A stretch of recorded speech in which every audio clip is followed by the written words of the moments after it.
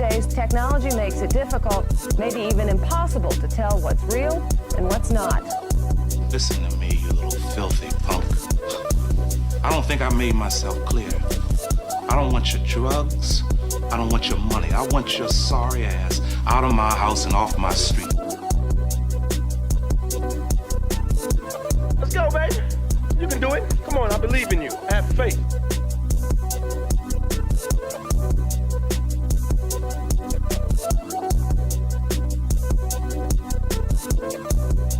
Out of my house and off my street.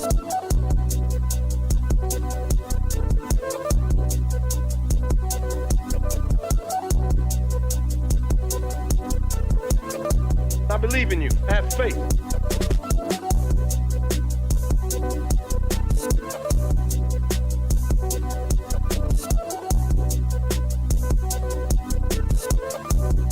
Have faith.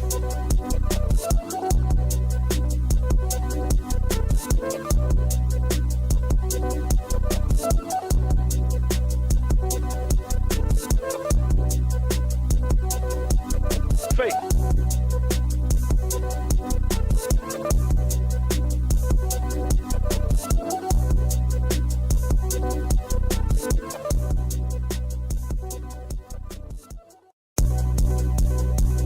These days, technology makes it difficult, maybe even impossible, to tell what's real and what's not. Listen to me, you little filthy punk. I don't think I made myself clear. I don't want your drugs. I don't want your money. I want your sorry ass out of my house and off my street. Let's go, baby. You can do it. Come on, I believe in you. Have faith.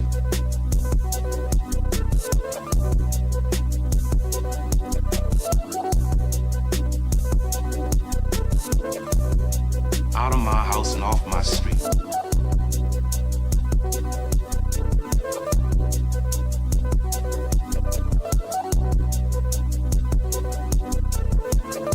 I believe in you. Have faith.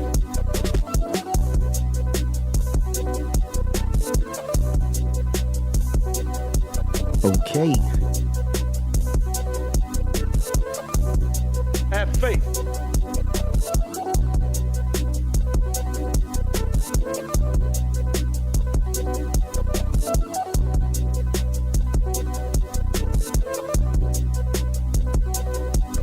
Faith.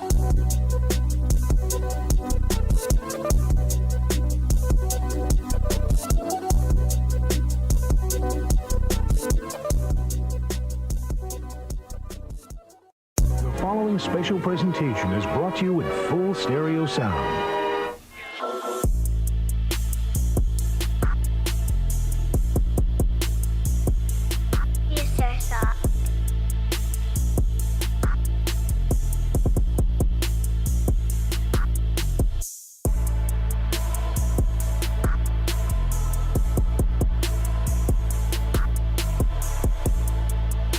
I want to live a real life. I don't want to dream any longer.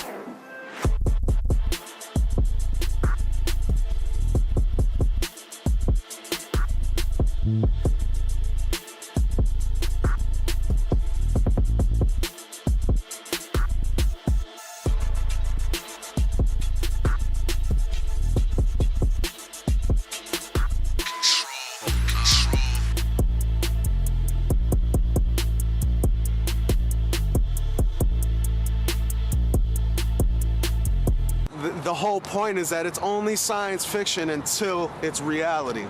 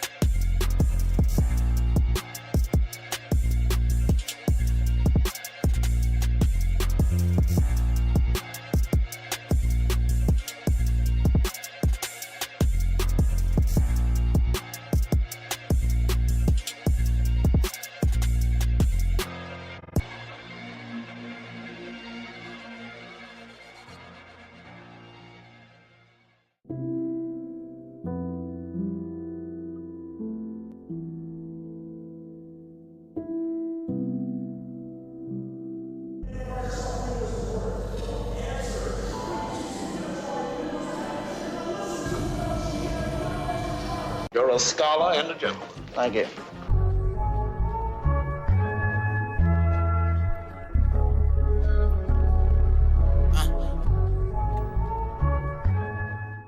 Yes, yes. Yes, indeed. Welcome back. Episode 119 with yours truly. DAYZOFNOAH on the Future Shock podcast. We got to get into it today. Second weekend, man. Second weekend. The new Golden Age administration, and it's hot as ever. It's just heating up more and more. Interesting times as always. What a time to be alive. Shout out to the chat. Shout out to the mods. Everybody join in today as we get into it. Sorry for the late start. I was getting some weird notifications from YouTube. They wouldn't let me fire up the stream. It was super weird, very weird. Never experienced that one before, but I got through it. And we are here. Also got kicked off of Twitter this week. Miraculously, I'm back on. I appealed and basically told them, I was like, listen, your algorithm's retarded. I didn't do anything wrong. And I was back shortly there because I was really going in this past several days, man. I think I struck a circuit or something. But, you know, they got to maintain this facade of freedom of speech. So it doesn't look good, you know, when their algorithms do what they're supposed to. You know what I'm saying? But here we are. Before we really jump in, because we have the DeepSeek techno-nationalist movement. I mean, it's kind of crazy. I mean, I'm saying if we were to watch episode 118 and the focus there, trying to really flesh out this techno-nationalist / deglobalization effort, and then literally days after that, what do we get? We get the DeepSeek story, right? So it's just happening lockstep, man, and we're way ahead of the thing as we tend to be. And man, so we had DeepSeek, and then goodness gracious, then we had the circus theatrics over there at the confirmation hearings. Goodness, guys. I mean, wow. The whole RFK thing, this guy was up there taking shots. I mean, it was just a well done, orchestrated event, entertaining, throwing tomatoes at him. It was almost like some type of humiliation ritual, the way they had him up there just getting grilled. And what did he do? As we've said, you know, he just buckled, right? He literally capitulated. We're going to talk about that. You know, we did plenty of breakdowns of the whole MAHA thing. I got a bunch of videos, a short one too as well, the biodigital convergence, where I kind of lightly go into it because it isn't that deep when we think about all the biotech he's involved in. So really, this is lip service, but I'll go into some of that. But first, before we get into that, this is a crazy story that, again, rabbit holes, isn't it? There's like a new event with conspiracy theories surrounding it every week now. Every single week now. So we had this plane crash, helicopter situation. Crazy. Everyone's coming out with different stories.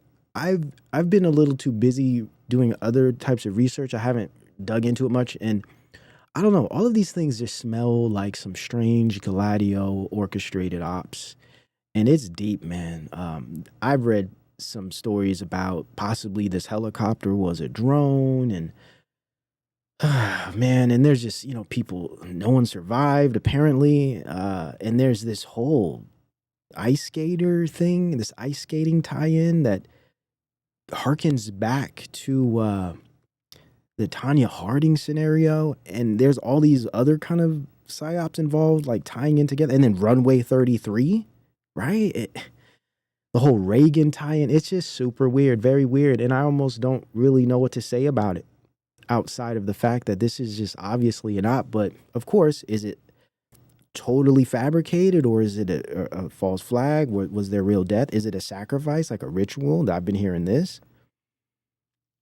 It's regardless, it's sad whether people might have passed or not. It's affecting people negatively. So it's sad to see the trauma constantly, just the inundation of trauma 67 killed, allegedly, mid-air collision. There's videos of it. I'm not going to show that. It's just disturbing stuff, man. I don't know anyone involved. The videos they're showing looks like just basic run-of-the-mill crisis actor stuff. But it, yeah, more trauma bonding. It's really hard to deal with. So then there's the civil rights tie-in, which is, we're going to have a segment on that. This whole, like, Trump going after all of the DEI stuff that's now bleeding into even Black History Month and stuff. I think this is all by design, guys. We've been talking about this. This is just another extended aspect of the Helter Skelter movement, right? That some say goes all the way back to Manson, but I think this goes all the way back to the birth of a nation, Griffith's work, and Woodrow Wilson. Right. I think this movement goes all the way back to that. That's kind of when it started, this whole helter-skelter thing where Hollywood, media, original content creation teamed up with the government, private-public partnership. And we understand Woodrow Wilson pretty much is the original globalist, if you will. Yeah, false flag. Shout out to Chalk Body Outline. Good to see you, bro. False flags being pinned on DEI now. It's so crazy how all of this is layering and intertwined, and it's deep stuff, man. For anybody that's out there really digging into these conspiracy theories, it must be frustrating seeing the layering because everything is blurring and nothing really makes any sense anymore. And again, I just think this is by design. This is some high-level stuff they've been working on for a long time because they can't be organic. All these tie-ins and all these connections, it just can't be organic stuff. And then we consider the power of AI and machine learning and all the data they have. And I've said this in the past, they could very easily roll out just by predicting human behavior and using algorithms to design stories. And, they got the power to do this kind of stuff, man. And again, I'm not seeing these things with my own eyes. I'm not experiencing these things. So I think it's perfectly rational to question them, right? Perfectly rational. So I just wanted to start it off there. Just to mention that we don't got to spend any time on it because, everybody's talking about it. There's all these stories. And, a lot of this stuff just gets a bit overwhelming. Not necessarily for me, but considering what the general population must be going through, like those who have no idea the depths of these things. And just every day they're just hit with crisis after crisis. And wow, man, this stuff is getting deep. It's really getting deep, but at the same time, hot and cold, right? At the same time, we have Trump doing all of these allegedly wonderful things and, making America great again and really sticking it to the previous administration and the whole progressive movement, really sticking it to them. I'm talking about like this is a full inversion. Whatever we saw over the past 4 years, it's just being totally reverted. And that's just not realistic. In my view, it just doesn't work that way. It's like very fairy tale like. We're going to get all of our prayers answered, guys. All of our desires, guys. We're going to bring America back to its original state.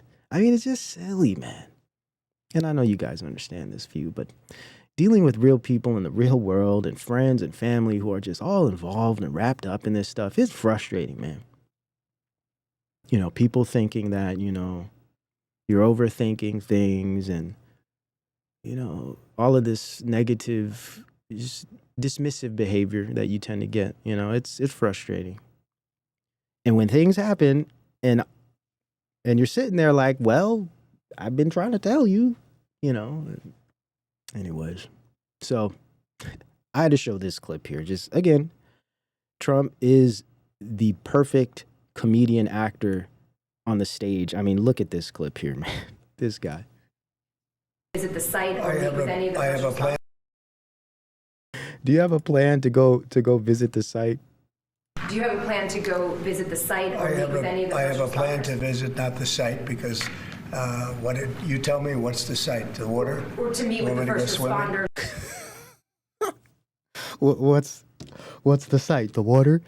You want me to go swimming? Do you have a plan to go visit the site or meet with any of the I have a plan to visit, not the site, because impeccable. You tell me what's the site? The water? Or to meet with the first responders. It's just too good. High level comedy, but it's not the stuff that what we're dealing with isn't funny. That's the frustrating part. It's like try to have a little fun with it, laugh at the clear jokes. But man, this is serious stuff, man. We're playing with people's lives here, people's psyche, people's spirit here, man. But then you realize this is all demonic activity. It has to be. Such evil has to be demonic, man. No way around that. No way around it. All right. Now let's get into it here. Got quite a bit on the table. We ain't doing no 5. All right. We ain't doing no 5. I can't be doing these 5s. They're not too bad here and there, right? Because it's fun. And I know some of you really enjoy the longer streams, but they done did it to me again, huh? All right. Let's see. I just got to adjust this quickly here. There we go. There we are. All right, cool. So, boom. This is the old one. Sorry, my bad. That was last episode. Let me scroll down here. I got, a little sidetracked in the beginning of the stream. I couldn't get on, and I was really worried. Like, I wasn't sure if I was gonna be able to fire this thing up. So, I'm a little frazzled here. So forgive me. Let me get this thing in order. Okay, here we go. Now, what a week. What a week, man. DeepSeek, pretty deep. And we're going to talk about that and plenty more here. I saw this. I thought this was interesting. So, as we've been talking about, we're all conspiracy theorists now. It's really kicked off with like Candace Owens and Tucker Carlson and what's the guy's name? Brand, the British comedian. Who else? Several others. These big time figures who are all of a sudden telling truth, and everyone's propping them up. Now it's going even further. Now the politicians are becoming the truth speakers. Now Trump is this like conspiracy theorist. Even RFK Jr., calling out all of these things. It's interesting. And I saw this here. It's like, here we go. They're playing right into our, they know how to play into the right. The right is inherently, especially since Q, inherently conspiratorial. So yeah, Russell Brand, there we go. It's good to see you, Nana. Shawana as well. Good to see you guys. And Dr. Dave's Pimp All Restorations. Good to see you, bro. But they know how to play us, especially with that whole Q thing. It's easy to play the right. And Trump's doing well. He's like, the airplane was on a perfect and routine line of approach to the airport. The helicopter was going straight at the airplane for an extended period of time. It is a clear night. The lights on the plane were blazing.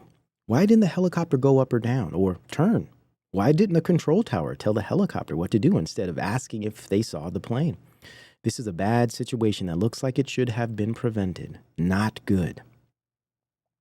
Really interesting, right? It's like, yeah, playing the role well. He's the truth speaker. He's the guy we can trust. He got the deep state in his pocket. He knows how to handle things. Interesting. Runway 33. I mean, come on. I know we always can't jump to the numbers and assume things. I get it, but look, guys, I don't know. It's super fishy. I'm not buying any of that stuff. And then here, the USA has a lot of winning to do. Just constantly. Really leaning in and appealing to the base. We're going to win. We're going to make America great again. Very psychological and spiritual, I would argue, speaking to this new manifest destiny. And we're going to talk a bit about Christian nationalism as well, and this new type of fake techno Christianity that is being introduced by the side of, say, Vance. So we have this interesting dynamic. The right is of many factions. We've talked about this in the past, and I don't want to spend too much time on it because it's complex today. And there is no real right. This is different forms of liberalism. There is no real authentic right, just like there's no real authentic left. And if they do exist, they're definitely not in any type of popular capacity. So what we're really seeing now are just different flavors of liberalism, in my view.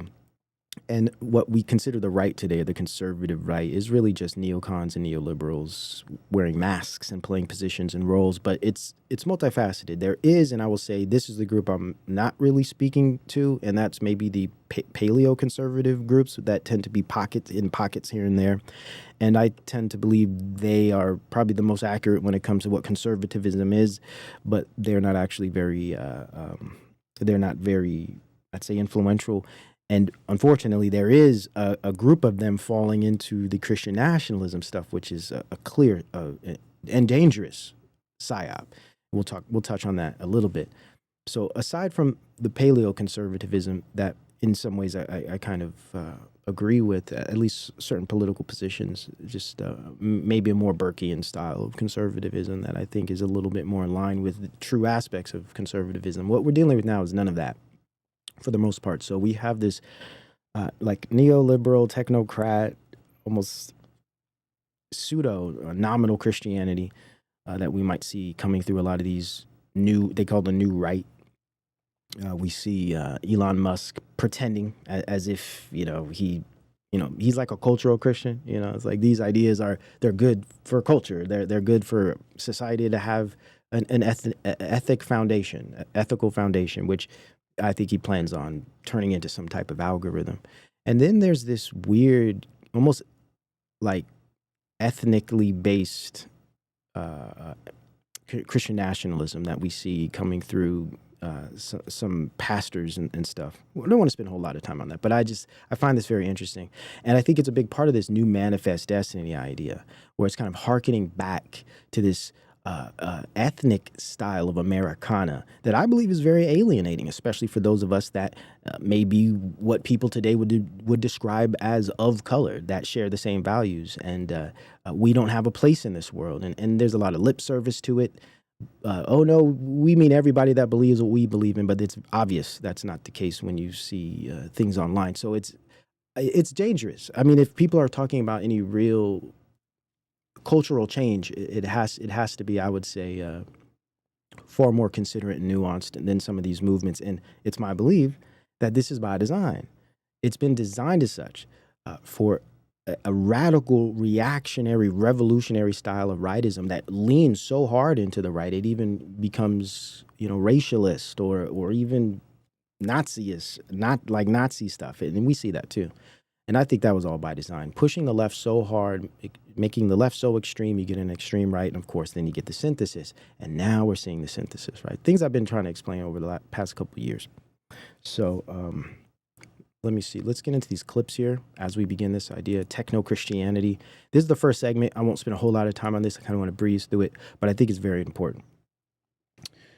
Now, I saw this here, leftists freak. This is Alex Jones. Leftists freak out of Trump's explosive first week, and this is a view of what some of the table tennis politics. Right. Let's check this out. To win some people in the middle and back in your own party, Megan, I mean, this is just a suggestion. You might want to declassify some of what was known about where, say, the missing children were and still are, those sorts of details under the last administration, because it is apparent now that those questions are good questions. I'll get to this. It looks like some in the liberal media are having a hard time swallowing the president's wildly productive week. Watch. Donald Trump's first net approval rating of his second term is higher than his entire first term. And I was interested, has that ever happened? Donald Trump is the only... I have a hard time believing this. This is 100% true. It's a way of being that is always about a transaction rather than a relationship. America is so powerful that it's quite possible that Trump will succeed in getting these discounts as he threatens other countries, most of them friends, allies, and partners. So now you see the dialectic. Now you see the progressive left, this kind of democratic power now coming in as the moral ones. See, we're the good guys. Trump is an authoritarian, a dictator, all of this nonsense, right? So we see the dialectic playing the back and forth table tennis. So now they're trying to say these movements are bad, and they're cruel, they're racist, they're authoritarian, and basically, I mean, you get a bunch of this, for the most part. We're just dealing with this kind of scenario. And it's fun to watch, but at the same time, when you see your family and friends kind of falling for it, that's the part that I find frustrating, because here we are again, 2017 all over again. Now, one of the big stories, and we talked a little bit about this in the past couple shows, is the DEA raids that are happening Let's check into this quickly here. This seems to be happening. You know, last time we looked at a clip that seemed to be fake. Somebody let me know, man. Are they really doing this stuff? Are they really out here rounding people up? Because the news is making early morning DEA raid after months-long investigation stemming from a fentanyl bust in August. Over the course of the months that followed, we prioritized our agents to focus on this threat.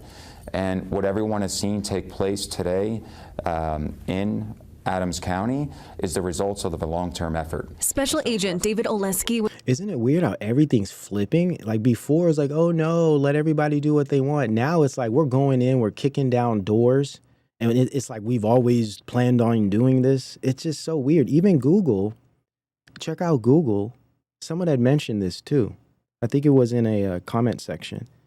Google, if you go to Google, they're now, I think it's Gulf of America. And we understand how progressive Google is. So you realize, dude, none of this stuff is legitimate as far as the ideologies that these corporations and, you know, political or governmental bodies claim. This is all dialectical, and I would argue it's all part of something much bigger than the politics and the ideologies and the people.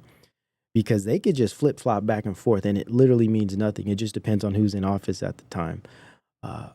It's so weird. I don't know if you guys have checked that out, but it is a weird time. And as a conservative, you know, you enjoy a little bit of it, especially after the past four years. But, you know, if you're wise, you're going to realize this is way too good to be true. This just feels and smells too damn good to be true. What the DEA Rocky Mountain Division says it led them to this building in Adams County off 66th and Federal Boulevard. He says their raid broke up a TDA-affiliated gathering. So this location was set up to be an after-hours party, and there was approximately 50 individuals who we identified at that location during our enforcement operations. 49 people detained. 41 of those, they say, were in the country without documentation. This search warrant today was secured based on our drug trafficking investigation, and that a significant portion of those that are present have Tren de Aragua's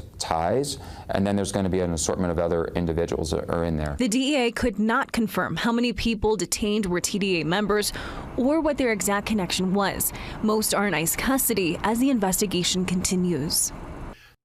Interesting. Now, I personally have a problem with just going around rounding people up, even though we do have an issue here, especially in certain parts of the country. I am not against rounding up criminals, but then again, I understand our judicial system and law enforcement is pretty corrupt. I mean, look at what happened during COVID.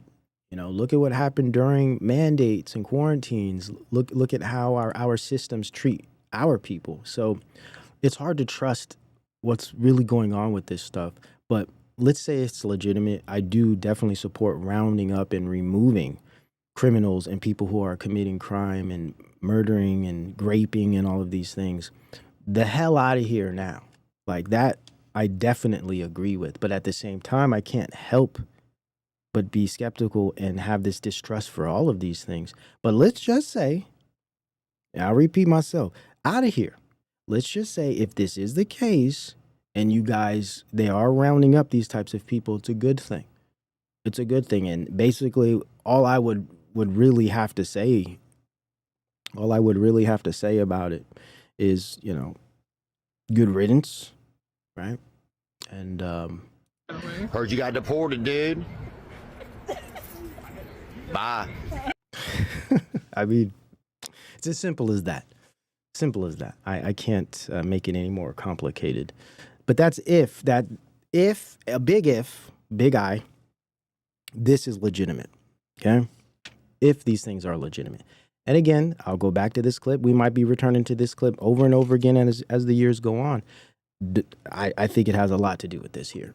Complete the biometric entry-exit visa tracking system, which we need desperately. We will ensure that this system is in place. And I will tell you, it will be on land, it will be on sea, it will be in air. We will have a proper tracking system.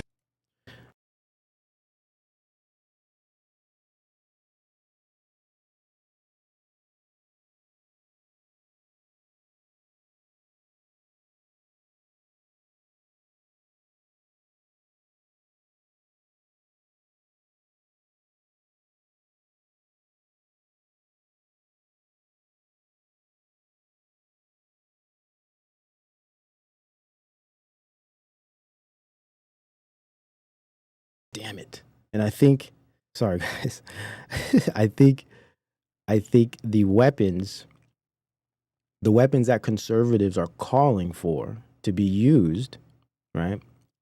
The weapons that conservatives are calling for to be used on quote unquote illegals will be used on Americans as well. And what I had said while I was muted there was I think people would be naive to think that this type of border security and surveillance would stay limited to, say, national security, right? I think understanding mission creep, function creep, and of course technological creep, that these technologies will be outfitted and applied domestically. And I don't think that's an irrational position, seeing how things have been going. And then there's this, will you insist on voter ID as a condition for aid to California? And I think voter ID is a big part of this as well. ID as a condition for aid to California. Is that going to be a red line for you? Will you insist on voter ID in exchange for aid to California? Yeah, we've got to work out the details of that. I have not spoken to the president about that issue since he said that. He'll be here tonight, of course. So it's, I get it, but these conservatives, they keep pushing. We need voter ID. It's like they're using the immigration and the DEI and all of this crazy progressive stuff. They're using it as bait to get the conservatives to ask for their servitude, to ask for these technologies that are going to turn us all into different types of slaves. And I just wish more people could see this stuff, man. That's why it's very important to rage against this political machine. And unfortunately, and I get it, people are trying to get in where they fit in. But you see a lot of people falling into this, even Christians. A lot of content creators falling into it's the lesser of two evils. It's all we got. Nonsense. Nonsense. The system is corrupt. And shame on all of you that support it. Shame on you. Now, this guy talking about Gitmo. I'm sick of Gitmo. Today, I'm also signing an executive order to instruct the Departments of Defense and Homeland Security to begin preparing the 30,000-person migrant facility at Guantanamo Bay. Most people don't even know about it. We have 30,000 beds in Guantanamo to detain the worst criminal illegal aliens threatening the American people. Some of them are so bad we don't even trust the countries to hold them because we don't want them coming back, so we're going to send them out to Guantanamo. This will double our capacity immediately, right? And tough. That's a tough place to get out of. Today's signings bring us one step closer to eradicating the scourge of migrant crime in our communities once and for all. And it was just it's just an unforced error that. Well, what about domestic crime? What about crime from just everyday old Americans? What about all the issues we have? No, focus on the immigrant. Now, listen, I understand these are real issues, but you get what I'm saying. And what makes you think the Gitmo ain't gonna be about getting mo? I mean, getting mo people, getting mo in that. What makes you think Americans aren't gonna end up in one of them spots? You think this is just for the illegals? Nah, man. A lot of this, in my view, a lot of this is about infrastructure. Once you build the infrastructure, I mean, it's plug and play. Input, output, switch in and out. All it takes is a crisis. All it takes is a certain scenario or an event, some political movement. Oh, we have solutions for that. We have tools for that. Yeah. Oh, we got a place for them people. Yeah. Listen, man, Big Daddy Warp Speed? Nah, bro. I'm not trying to hear any of that. Gitmo. All right. I know where you can get. And then we got this whole, again, the back and forth with the progressives and the left. And now Meta's flipping the script. Meta meltdown, staff revolt after tampons removed from men's bathroom. I mean, this stuff is ridiculous. I mean, it just is. It's, yeah, normalizing solutions. Yeah, AKA FEMA camps, right? Exactly. Exactly. Come on, man. Removed from men's bathrooms, tampons in men's bathrooms. I mean, that's what we're dealing with, guys. This is where we're at. This is how easy it is to play the population at this point. We're so socially and politically ingrained in this left-right false paradigm that you just touch on certain ideological topics and you got everybody fuming on the internet. Check this out, right? Everybody fuming. Look at this one. And this like libs of TikTok, another one of these big like new right propagandists that does a great job at keeping people asleep, trapped into this left-right paradigm. Just in, Pete Buttigieg removed his pronouns from his bio, guys. Ooh. Ooh. That's a win. See, that's an important thing. Yeah, that's a win. See? Booty gig. Doing the booty jig. Removed his pronouns from his twit bio. This is where we're at. This is how you get the right moving. Now, I understand it's not the whole everybody, right? It's just this like general conservative online population. They eat this stuff up, man. They eat it up. It's crazy. It's so easy. Here, I think I got something else here. Where is that at? Okay, hold on. Okay. We'll come back to that. Yeah, it's so easy to play with the minds of the right and the left. Now, let's get into this Christian concept thing. So this is J.D. Vance. This clip here is there's a Christian concept that you love your family, and then you love your neighbor, and then you love your community, and then you love your fellow citizens, and then after that, prioritize the rest of the world. Now, again, I believe what we're seeing here is through politics. It's like the faith is being transitioned or transformed into this like political movement, very, very similar to Zionism. And we know the connections, right? We'll get there. Let's watch this. Check this out, man. But there's this old school, and I think it's a very Christian concept, by the way, that you love your family, and then you love your neighbor, and then you love your community, and then you love your fellow citizens in your own country, and then after that, you can focus and prioritize the rest of the world. A lot of the far left has completely inverted that. They seem to hate the citizens of their own country and care more about people outside their own borders. That is no way to run a society. And I think the profound difference that Donald Trump brings to the leadership of this country is the simple concept, America first. Really? America first? Come on. Doesn't mean you hate anybody else. It means that you have leadership, and President Trump has been very clear about this, that puts the interests of American citizens first. We got to read through the rhetoric, man. Did any of the conservatives out there that did vote, did they vote for Stargate? Did they vote for artificial intelligence, precision medicine, mRNA cancer jabs? Second day in, did they vote for that? No. Come on, man. Did we vote for the Gulf of America? I mean, this is silly. But again, rhetoric. In the same way that the British Prime Minister should care about Brits and the French should care about the French, we have an American president who cares primarily about Americans, and that's a very welcome change. What is President Xi doing? What is Vladimir Putin? He's looking after the Chinese. Putin is looking after the Russians. It's such garbage. It's such garbage. Such garbage. Okay. It's hard to stomach these people. Now, here's another clip. This is a quick clip. We're not going to cover the RFK yet. We're going to cover RFK and the MAHA, Internet of Bodies connection. That's the very last segment of the show, so be sure to stick around.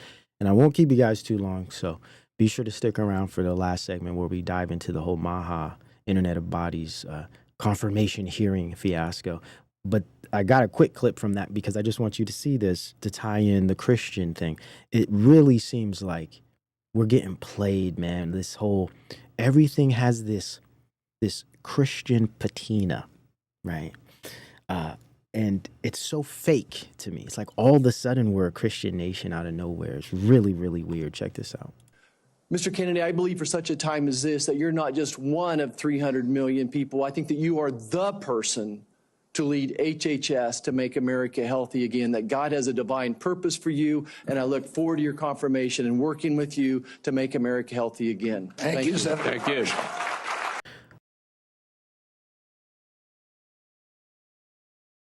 I hate it. I really do. It's just disgusting because I know this hits many believers right in the heart, right? Especially those who aren't politically aware or aware of politics, should I say. Frustrating. I'm sick of them throwing this stuff around because it's fake. It's not real Christianity. It's not the faith. It's this weird religion stuff. Okay, check this out. Let's go into that quickly. I have some slides. All right, boom. Now, what I'm looking at here is, yeah, it's a joke, total joke. Techno-Christian right, and then there's this Christian nationalism. Now, there's other parts of the right that we won't really go into, and we've gone into them in the past. I started this video breaking down like the four corners of the conservative right. Eventually, I'll probably release it when the time is right, but as of now, we'll just focus on these more influential sides of conservative right now. So first off, I look at it as a type of super modern new liberalism. So super modern is the evolution of modernity out of postmodernism. So we went from modernism to postmodernism. Now we're in supermodernism, which is basically described by abundance, information glut, and let's say informational surplus. We have more of everything, instant gratification, just more and more and more, everything at your fingertips, right? It's this Nozikian type of machine that the modern quote unquote world is now.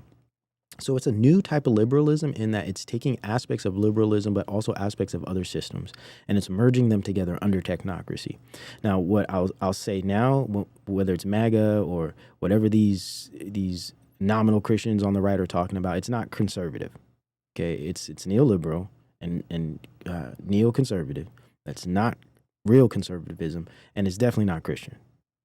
Right? It's this weird amalgamation of all these other things. Now, in my view, it's just liberalism repackaged. Okay, it's judo, and this whole idea of Judeo-Christian, whatever the hell that is. Yeah, ecumenicalism. That's another one, another good term. A Judeo-Christian pseudo-faith, right? What the heck is that? And I look at MAGA, and listen, I have friends and family that are hardcore MAGA. Okay, so I understand it's hard, and I love my people, I love my family, I love my friends, and I won't change the way I feel about them because they're misguided politically. But this is my view on this. MAGA, as a psyop exploiting Christianity and turning it into a racialist political faction under a false nationalism. Forgive me if I have any typos or anything in here. And it's also this mixture of Zionism and then anti-Zionist. There's this fringe kind of side that's very anti-Zionist, but also very racist, I would argue. Really, really interesting, man. Really, really interesting. Let me see here. Viewing, read only. Let me put that back. Okay. Now, let's continue. Now, I look at it as like liberalism, libertarianism, neoconservatism synthesis into a techno state, right? So we have neocon, neoliberal, pseudo-libertarianism, and futurism all combined, right? So we get this pseudo-Christian, purely political techno state system similar to Zionism. Very similar. What we're seeing built up in the right, this kind of Christian, Americana, right futurist stuff, reminds me of Zionism taking Judaism and turning it into a political movement. We're taking Christianity and turning it into this like MAGA, manifest destiny, technocracy movement. It's so similar. And then you discover that they're both tied at the hip. They're connected at the hip. Really, really. Yeah, we did actually Occult 450. We covered that on the last episode. We covered that at length. And I was relating it to a lot of things, but I was mostly focusing on what appears to be Elon Musk's ode to the Romans, and coupled with Trump's ode to manifest destiny, and how they're both connected insofar as they focus on this destiny of conquering and expanding one's people and belief system. Now, so purely political techno-state system that borrows from features of all econo-political systems, right? So we see a little bit of socialism, we see a little bit of communism, a little bit of authoritarianism, and a little bit of nationalism. When you look at Doge and the new political economy or new currency economy and the new internet that's coming, Web3, all of these things are combined. So it's so interesting to me how they've trained, literally conditioned the conservative right and Republicans to believe that the right is anti-communism, or to believe that the right is anti-socialism. And they also fail to realize the dangers and I'd say hindrances of the form of capitalism we have. And if they were wise, and if they understood what was really going on, they would be calling for a new reformed version of capitalism. But really, they've been conditioned to just be very bipolar, or should I say black and white with their thinking. It's just communism bad, socialism bad, leftist bad, progressives bad, but they don't really understand how these systems actually work and how they have a balance and a type of interdependence and layering and overlapping. There's no understanding of how these things actually work. They've just been designed as such to see things in little boxes and categories. And it's psychologically, it's very, very fascinating, because if they really were paying attention, it'd be like, no, we need to reform certain aspects of this crony capitalism and this plutocracy that we're under. But they're calling for the assistance and the support and the leadership of the plutocracy. It's just under the guise of libertarian, independent, freedom fighters, and guys that aren't part of the establishment. They're anti-deep state. It's just, the whole dialectic is fascinating to me. It really is. It's like, geez, man, what the heck?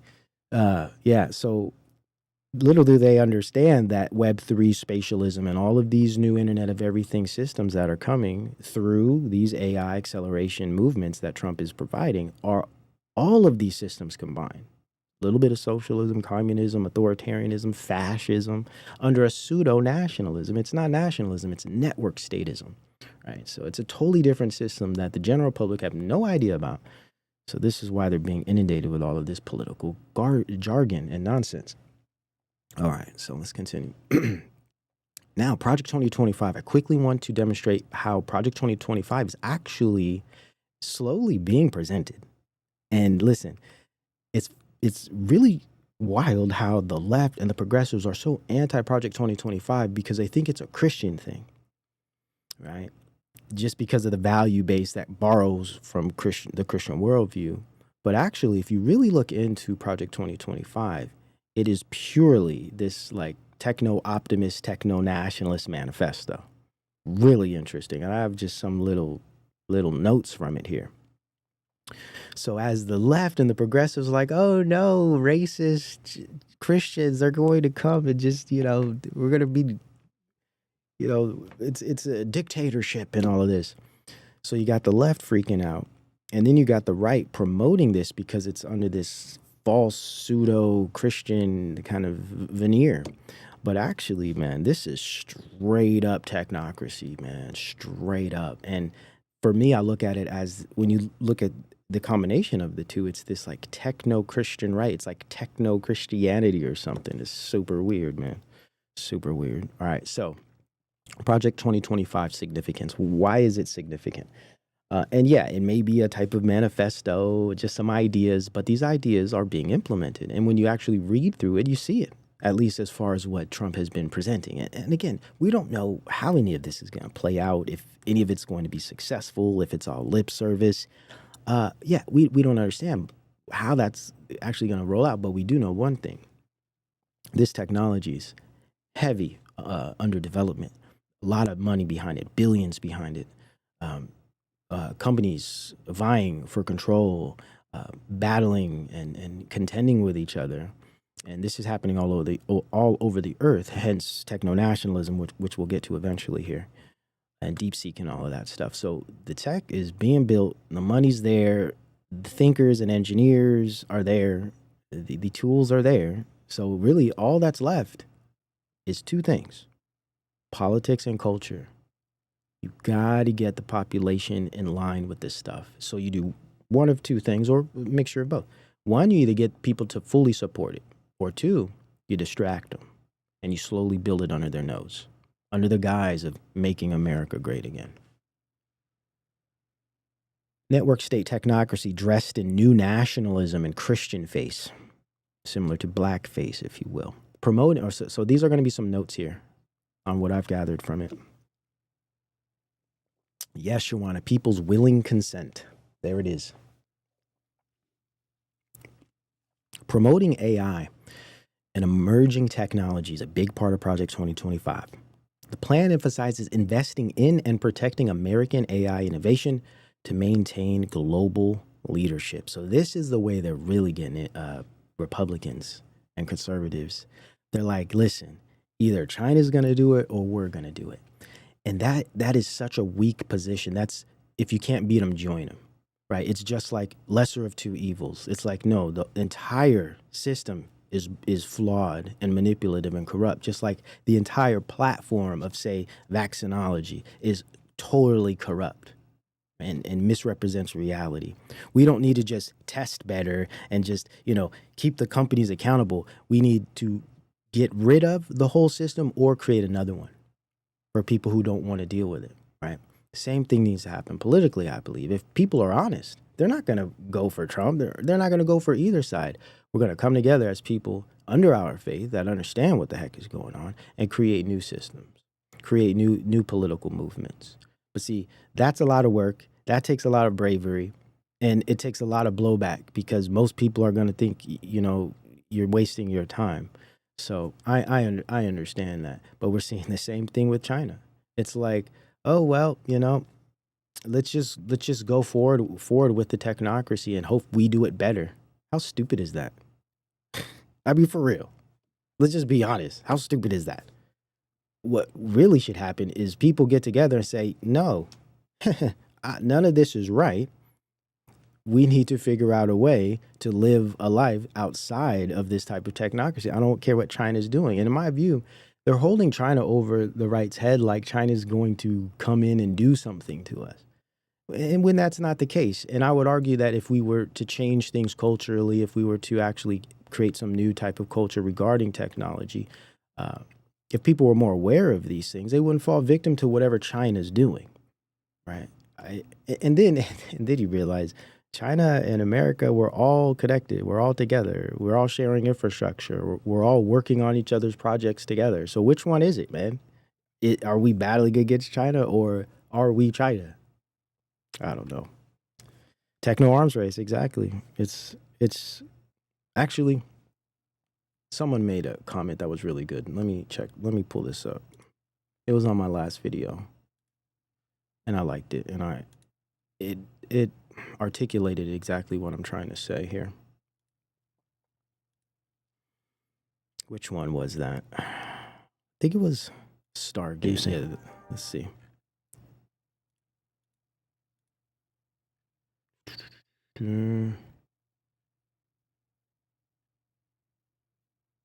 Where is this at?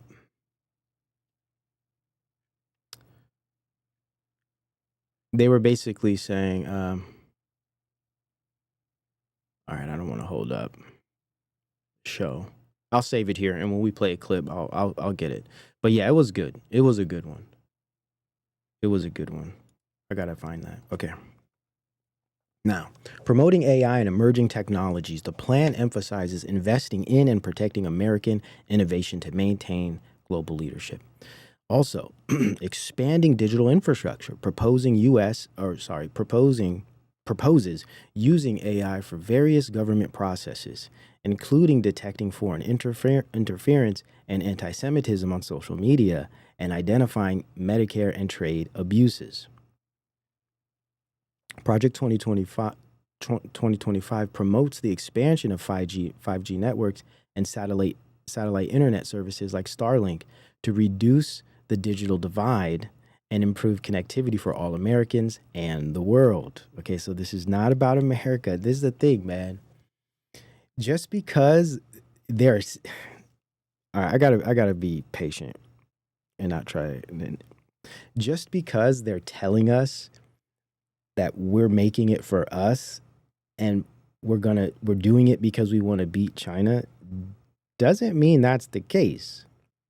So this whole argument of we got to do it before China does it, it's like under the false presupposition that first there is some objective conflict and dependence, or should I say independence between the two, but also it's under the false presupposition that this technology under American control is going to be good for Americans. I don't know, guys, like, it's just such an ignorant position to take. Well, it's either ignorant or it's willfully ignorant in that they know it's a bad position, but they're probably like grifting for the right, you know, or have some type of MAGA constituency that they're appealing to. So they have to kind of say these things to maintain some kind of relevance. But it's like, what makes you think, even if we do win the AI race, that it's going to be good? Yo, come on, man. I don't know. All right, let me chill, because I'd be getting real frustrated with some of this, man. It just seems so plain and simple, but it's not the case always. The plan advocates for rolling back environmental regulations to accelerate AI and cryptocurrency industries by reducing accountability for energy consumption and environmental costs associated with data centers and mining operations. So this is exactly what Trump has been doing the first couple weeks with his EOs. This is precisely what he's saying he wants to do. It's all Project 2025. And listen, I don't care what people say about the Christian stuff in Project 2025. That's the that's the deception. This is straight technocracy under the guise of, you know, some Christian, fake Christianity. It's crazy. Modernizing government IT. This is what Musk is involved with. Okay, so the plan includes initiating or initiatives to modernize the federal government's information technology systems and utilization of blockchain networks, putting the government on blockchain, as well as babies and your body. Okay, there's an emphasis on bolstering the United States' position in digital assets. Okay, so this is the digital economy. It proposes reducing regulations and bureaucratic processes that it views as hindering technological advancement and economic growth. So this is techno-optimism and accelerationism. Because if you're not an accelerationist and techno-optimist, you are hindering technological advancement and economic growth. This is the same argument that COVID PSYOP used to get people to roll up their sleeves and to wear masks and to distance, socially distant. You're going to hurt grandma. We got to save grandma. We got to save lives. We're in this together. Oh, you don't want a social distance? You don't want to wear a mask? You don't want to roll up your sleeves to help society, to save grandma? You're hindering human advancement and human growth and development. Same argument. You're not for accelerating AI. You're not for protecting American national security. You're not for beating China. You're hindering technological growth and technological advancement and economic growth. How dare you? It's psychological games, man. It's very basic. And, you know, that's my background. Psychology. I mean, I've been studying this stuff since I was a teenager. So for me, I mean, all of this stuff is very plain, very easy, textbook kind of stuff. It's mind-blowing, actually, when you see how easy it is for them. Now, okay, yeah, here we are. Technological advancement and economic growth. And again, what does that remind you guys of, as we've said many times here? technological solutions for human scale problems. Technological development and advancement at the expense of human life, at the expense of human civilization. These are the ideas the population fails to understand. Beating China is going to cost you. Wait till they figure out there is no battle with China. And then they'll realize like how they've been played, just like people who have been waking up to what happened 4 years ago and realizing how they were duped. And some of us were warning you, just like some of us are warning you right now about this. What's fascinating is many people who were warning about COVID are falling for this. Not me. Now, there's this whole other thing when we talk about this manifest destiny, what appears to be this new like ethno-racism that's coming out of this Christian nationalist right and just this new right in general. This girl has been going crazy viral online, and she's on the cover of, I think, the New Yorker, right? It's this one here. This is like going crazy viral. Like everyone's trying to locate her. It's just narcissistic, flesh-based, just, you know, shallow superficiality. It's just basic superficial narcissism that you would see online. Like people are so preoccupied with a girl that has a pretty face and happens to be a conservative. It's really like low brow, low tier stuff. But this is where we're at.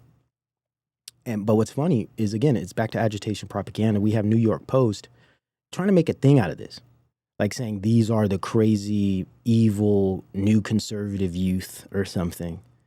MAGA party goer on NY Magazine cover revealed to be Texas sorority leader referred to as Madame President. It's very typical stuff. Now, you know, clearly this kind of classic Hollywood look, you know, I mean, okay, fine. But really, in my view, this is like flesh narcissism targeting agitation propaganda. It's agitation propaganda, but it's targeting the flesh and narcissism. People's preoccupation with appearances. And it's very effective, especially given the racial tension we have now, people's preoccupation with phenotype, physiognomy, and all of these things, looks maxing and all of this crazy crap that's kind of invaded and has rot the brains of a lot of young people today because of social media, people seeing the world through screens and filters.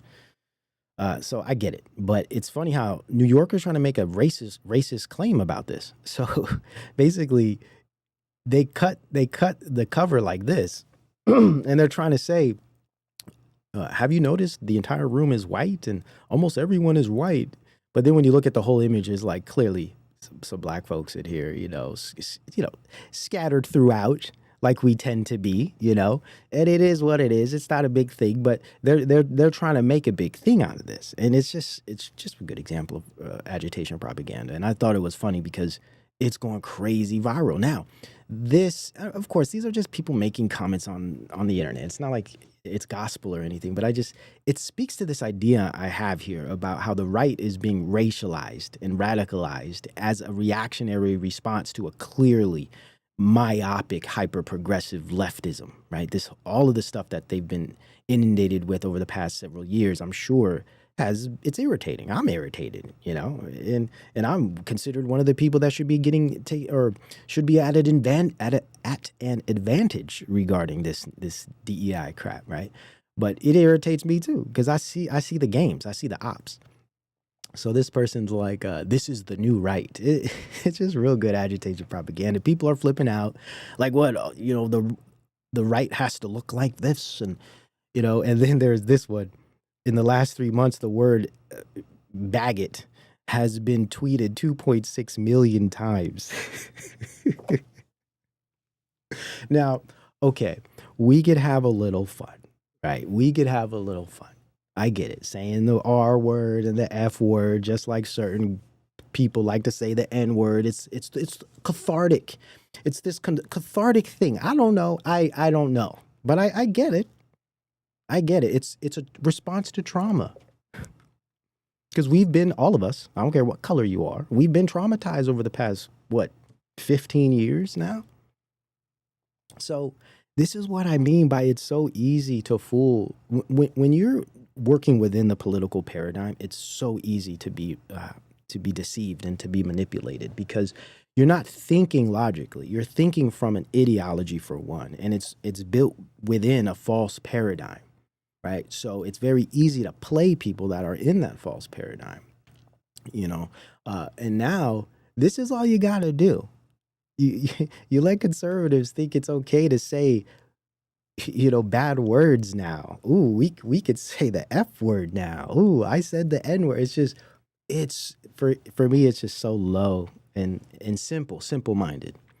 But, you know, that's how mankind is. And this, I think, is not all of us, of course, but just the general population online is so juvenile. It's very easy to manipulate them and to distract them and get them posting all day about words where there's like real things going on, but people are just posting all day about silly stuff like this. So for me, it's like the online conservative right has become like it's a demoralization process, and it's reactionary. I get it.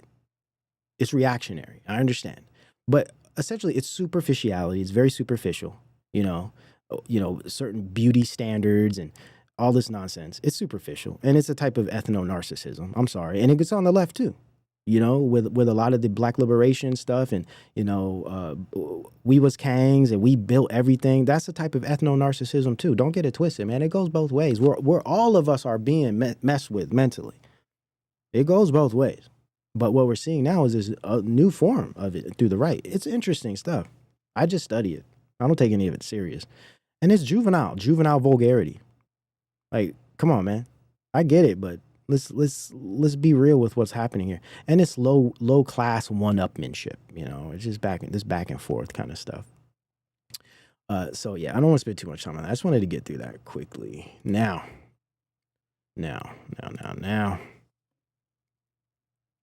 Let us continue. Where were we?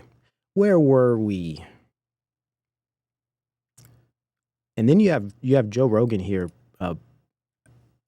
promoting and praising Vance, who was also on his show. So here we go with the big podcast guys, propagandists promoting this future technocracy of America that we will probably continue to see with Vance later on. Did you see the CBS interview with J.D. Vance? Just one clip. Fucking amazing. Oh, so I should watch the whole thing? Oh my God, it's a masterclass. He is he's impressive. So good. He is really good. Really? Has he been on your show? Yeah, he's great. Thank God for that guy. Yeah. See? Thank God. That's blasphemous, actually.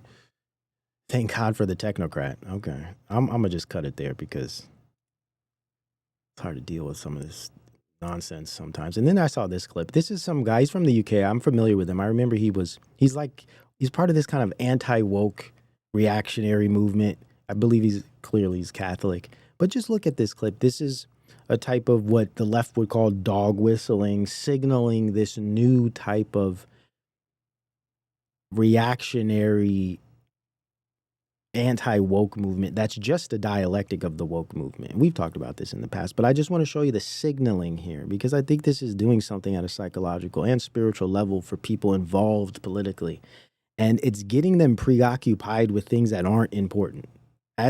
Should we say as important as what's really, really going on? This I see as the last stand for the West. This is the last stand for Christendom. It's make or break time. The whole of the old world is crumbling. Every country in Europe is embracing death. America, as far as I could see, is the only country fighting for life. And that's down to you guys. So God bless all of you for what you're doing. Please keep doing it. I hope that I can encourage you. And my heart goes out to you. God bless. Now, that might have been a little tongue-in-cheek, but clearly this was an ode to what Musk did. God bless. Right? This whole thing. Now, I understand they're having fun with it, but I think this is saying something. There's something about this back and forth signaling of these memes. These are like memes that are changing behavior, but I think what's more important is it gets the mind preoccupied with issues that aren't really important. Like a lot of these types that are really big on the internet and part of these political movements, they're distracting everybody from what's actually happening. And that's the part I focus on. It's like, wow, when you go online, you see what everyone's talking about. You see what everyone's spending their time doing and covering. And it's like, whoa, dude, this is high level, like social engineering, big time with this Polly's idea of the new narrative network thing. It's real. Like, I see it. I see it. Here's another example. Check this out. This is the White House Press Secretary Caroline Leavitt's shirt, Make America Blonde Again. Now, no disrespect to my blonde folks out there, but it's just hair. I mean, what is this stuff?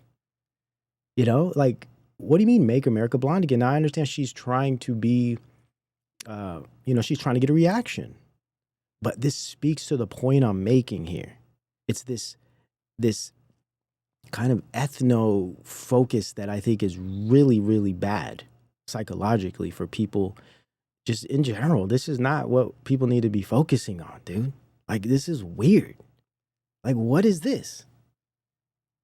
What is this? And it's not even about being white. There's a lot of white people that aren't blonde, dude. Like, don't you understand that? Like, why would you alienate your own political faction this way? Let alone other races. But it's really, really weird. And I look at it as it's highly narcissistic because it's all for attention. It has no real meaning. And it just alienates and it distracts, preoccupies people with ideas that have no purpose in what's happening right now. It's one thing to have fun, but now we're getting into like this whole race stuff is just getting out of hand, man. It's very distracting. And then there was this, I can't play it because I don't want to get hit by YouTube, but this is what I'm talking about. So this is Michael Malice, another one of these clowns. And this is a clip, it's an AI clip, and basically he's saying it's okay to say the F word, it's okay to say the R word, and he's like, finally. Like, this is what I'm talking about, this kind of juvenile, just kind of stupid stuff that people are involved in today. It's just, maybe I should expect this from these types, but I'm just saying, man, this is the stuff people are preoccupying their time with, man.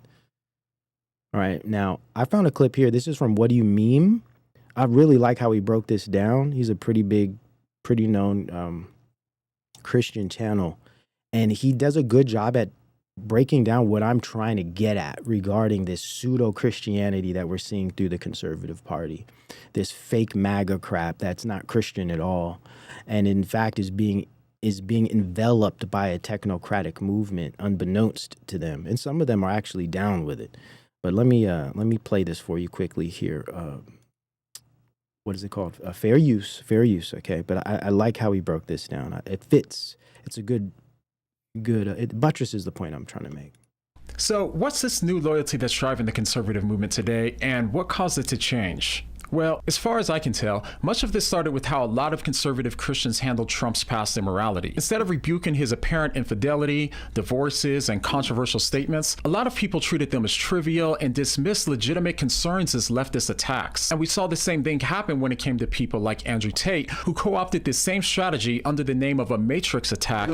We've been seeing Candace Owens do the same thing. Now, she's clearly an op. She's like married into like an aristocracy, right? Clearly. But I mean, isn't it interesting how she's like promoting Tate and she's supposed to be Christian? It's just crazy. All of this stuff is crazy, man. Has attacked me. Framing all legitimate criticisms as a conspiracy. And on top of that, a lot of today's conservative influencers have lifestyles that contradict its traditional values. Dave Rubin, for example, recently had a child through surrogacy with his husband. Caitlyn Jenner and Blair White are both trans, and Trump's support for certain broad abortion exceptions has played a major role in shifting the party away from its once firm pro-life stance. Now, of course, I have nothing against these people personally. My only point is to highlight the fact that this would have been unheard of several years ago due to the conflicts with core conservative values. This shift in priorities have led conservatives to embrace figures like Tate, who's unmarried, has multiple children with different mothers, and quite literally built his fortune by exploiting women and vulnerable men through pornography. I became a multi-millionaire. I did this by creating a webcam studio. We were taking their money,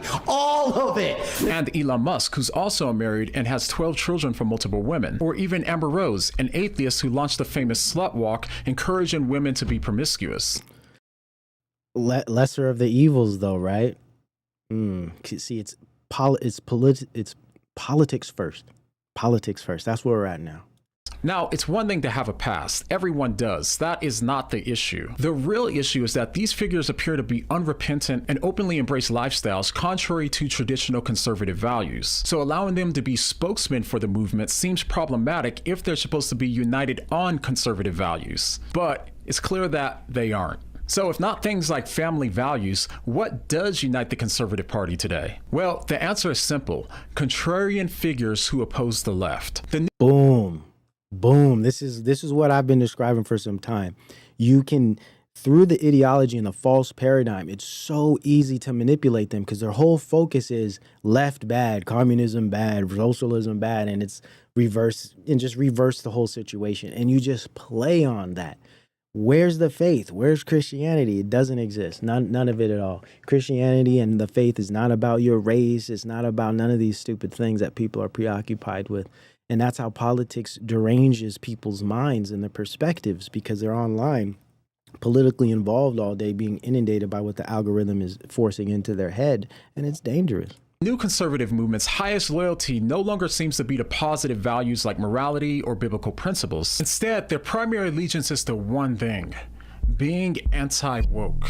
Over time, countless conservatives have shifted from standing for something to simply standing against the left, even if that means embracing figures who actively undermine their same core values. Ooh, and this change, this shift, it doesn't just affect political discussions, it also impacts how conservative Christians are perceived and how they influence culture. Yes. And ultimately, this compromises the Christian witness, making it harder to present a consistent and credible message to the world, and it also weakens the church's ability to disciple and lead with integrity. Bars.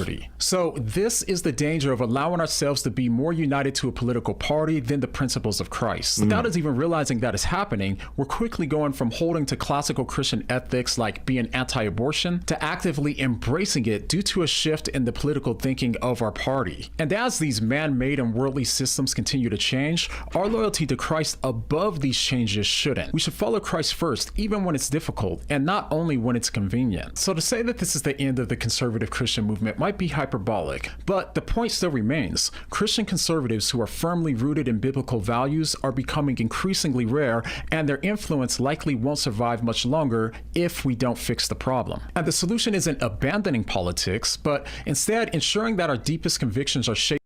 I don't know if I agree with that.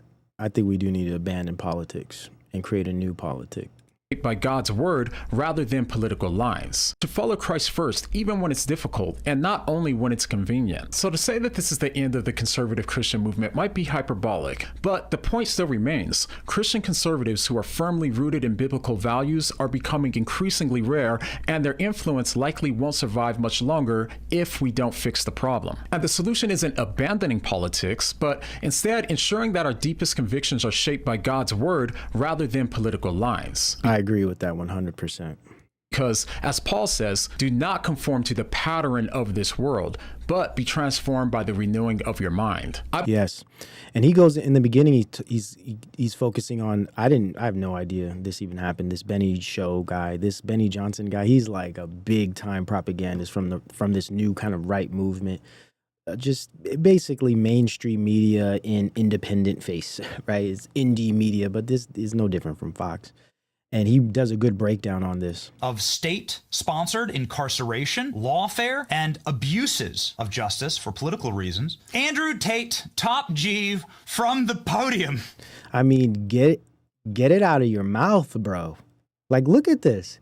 He's praising this dirtbag. Like, this, come on, dude. Sick. From the podium, and I only pray that Republicans can grow a backbone, stop crying their eyes out over old videos I made, and understand sometimes you have to be a bad guy to do the right thing, like Batman. And we need to clean the swamp, lock these people up, teach them all a lesson. Now, sometimes you got to do bad things like Batman. Okay. Calling Tate a victim after Tate bragged for years about the things that he's been arrested for is wild. And Donald Trump's lawyer even jumped in to say this. Hi. Nice to meet you. I'm a big fan. And just as a rule of thumb, all teethy in the mouth, man. Come on. This is where we're at. It's all smoke and mirrors. It's all about clout and fame. This whole scene, this whole political thing is a clown show. And it's crazy how how many people fall for this. And I guess I shouldn't be surprised. Maybe I'm giving people too much damn credit. But this is some sick stuff. You're interviewing someone who's being investigated for crimes as serious as Tate's. You should probably be pushing back pretty hard and press him on the facts surrounding his charges. But Benny and Trump's lawyer didn't. And this isn't the first time that leading conservative figures have taken this approach of Tate. I mean, we can all remember how Candace Owens and Tucker Carlson's interviews with Tate went as well. To say that Benny, Candace, and Tucker gave Tate softball interviews would be a massive understatement. Facts. They practically went out of their way to help him deceive the public about his charges. So as you can imagine, those who believe that the conservative party should be united by conservative values have said things like this. He rips off thousands of people with his scam Hustlers University. He preaches the virtue of... Okay. I don't want to spend too much time. I like this breakdown. I'm not like promoting that channel. I don't know a whole lot about it. I know it's a very big, popular channel.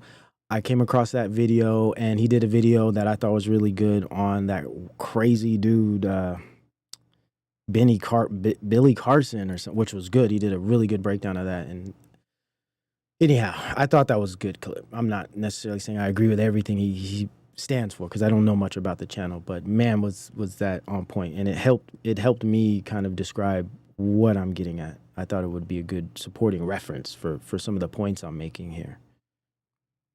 Okay, now, oh yeah, did you guys see this?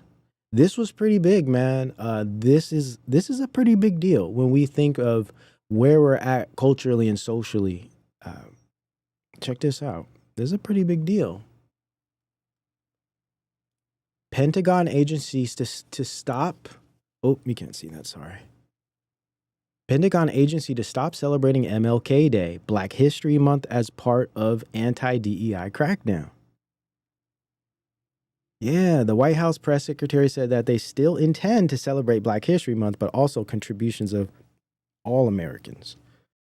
Now, personally, when I look at how a lot of these things started, I think it might have started with Jesse Jackson. I mean, it's a part of a democratic social engineering thing, if you ask me. So I'm not like married to these holidays and stuff, but to me, this is a clear form of agitation propaganda, trying to foment a type of reactionary response. And boy, are you going to get it from the left, especially from the progressive movement. It's gonna be serious.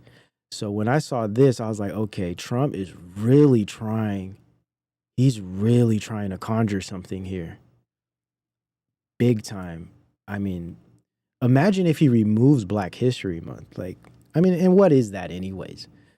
But still, for me, it's like we're being placed back into the 60s. It's like channeling the early 60s sentiment and helter-skelter fervor, right? It's a made to attack. It's a type of antithesis to the progressive movement.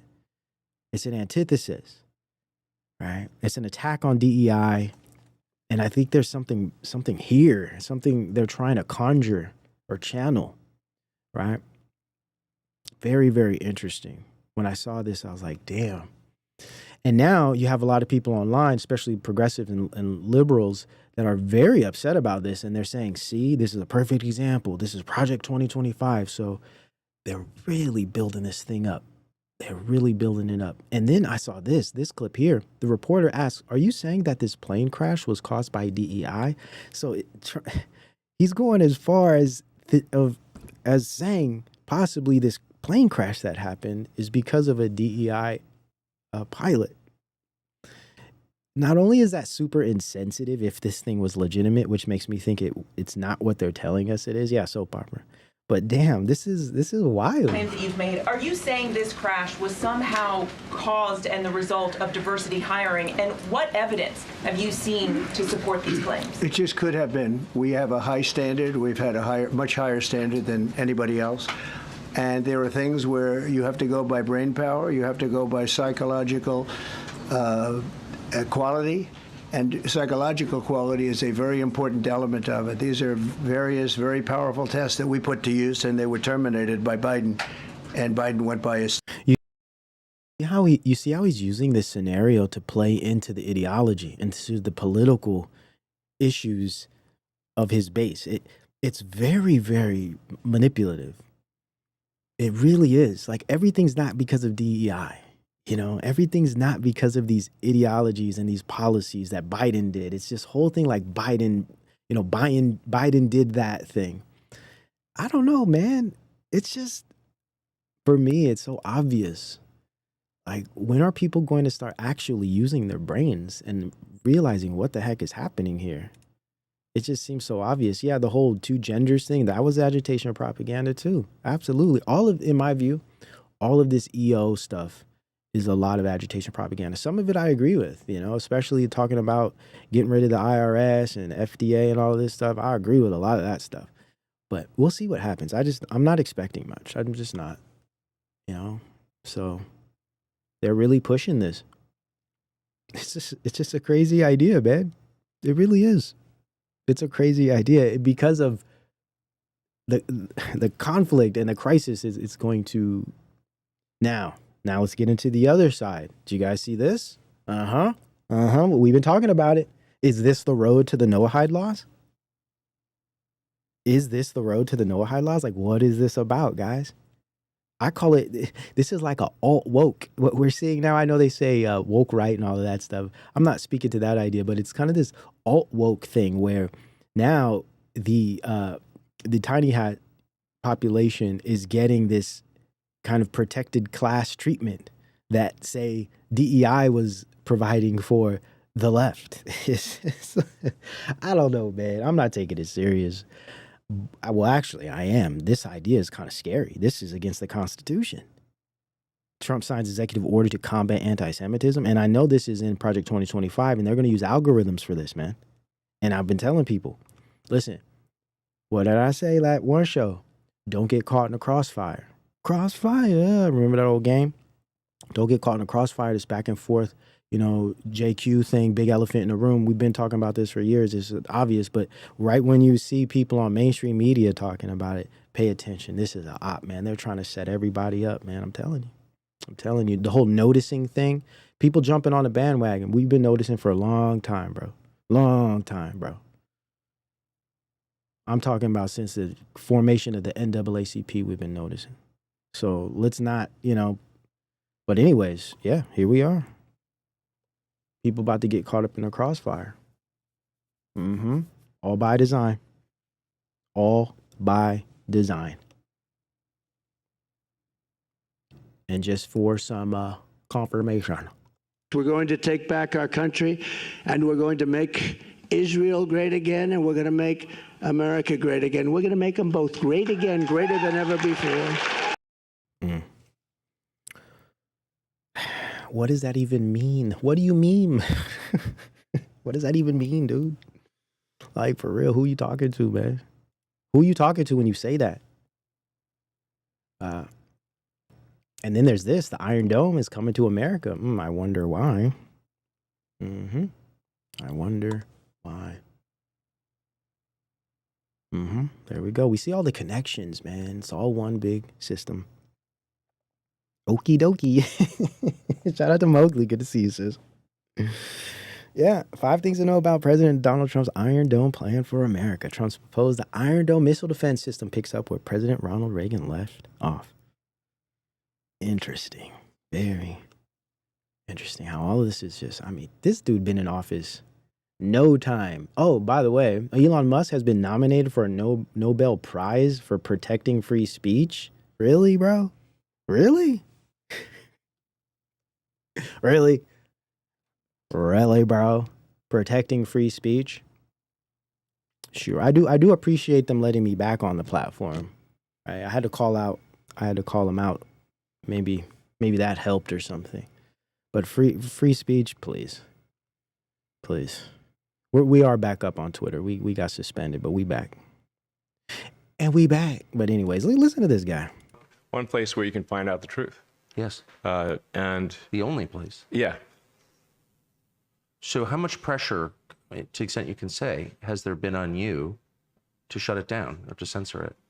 Well, I mean, apart from the multiple Democrats saying that I should go, they want to put me in jail, take away all government contracts from my companies.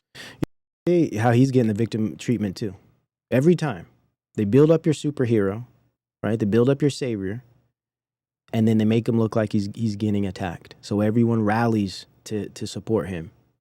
Very, very basic social engineering tactic. Very, very basic. Don't got to spend much time on it. Just receipts. You know, just putting it out here, trying to build a case. And listen to this talk. Listen to this guy talk. Let me stop. Just listen to this. The larger government gets, the less individual freedom you have. Freedom and liberty. This is the sales point. And he's talking about government is bad. It lessens your freedom. Wait till people realize what blockchain technology and interoperable Web3 devices and networks are going to do to your so-called freedom. All right, just wait. And I think, you know, that's really the core things. Your freedoms have just been eroded year after year with more and more government laws and regulations and regulatory authorities. When I looked it up, there's like 428 federal agencies. What the hell do you need 428 agencies for? Exactly. Let's just have, you know, a handful of artificial intelligence algorithms and just connect them to a massive database and force everybody to have biometric IDs that connect directly to their bodies. That's an easier way to go about it, right? Like, why do you even need 100? This is crazy. They're currently making new agencies at a rate of 2 per year. And every one of them is chipping away at your freedom. You see how he's getting the conservatives? It's chipping away at your freedom. He's playing into the small government of republicanism. See, government is just big. It's inflated. It's bloated. It's taking away your freedom. Let me come in and take whatever semblance of freedom you've had left. So it's essential for us to unwind that process and restore your personal freedom. And with that will come great prosperity and personal happiness, I believe. Wow. Bro.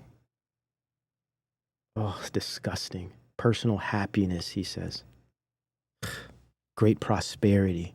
It's the prosperity gospel. Techno Christianity's prosperity gospel. Yo, what a world, man. What a world. But some of us see it. Some of us see it. No. Let me pull this up quickly here. All right. Are we ready for this? Okay, we are. Actually, we're ready for this next. All right. Now, quickly here. How do they round it up? All right. I found this clip here and it's perfect. It's perfect. It describes this synthesis I'm trying to get at. This is this Pete Hegseth guy who seems to be coming in, making some moves, really taking a position of influence.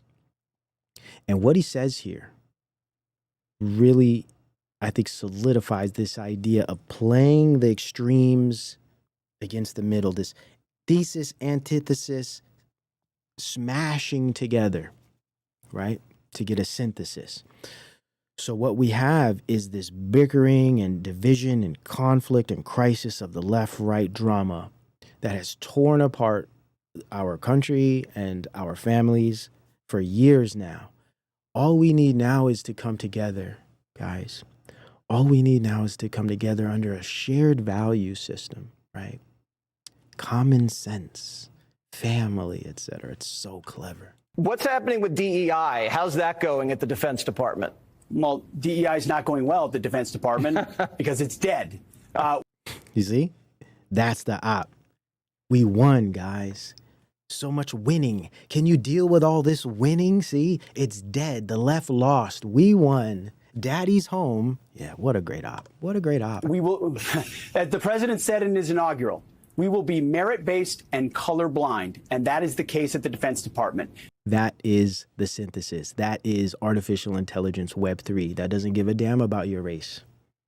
Has no regard for these material, these physical things. It's all about pure data, pure information, right? Access, trust, safety. And the qualifications of your data. That's what I'm telling people. All this race stuff is playing. Everybody, there's going to be a point where race is not going to matter. Of course, they're going to use it to get you to buy in because they're going to be giving incentives, DEI style incentives. There's so many papers right now that are proving artificial intelligence is an engine for inequality based on the way it does its logic.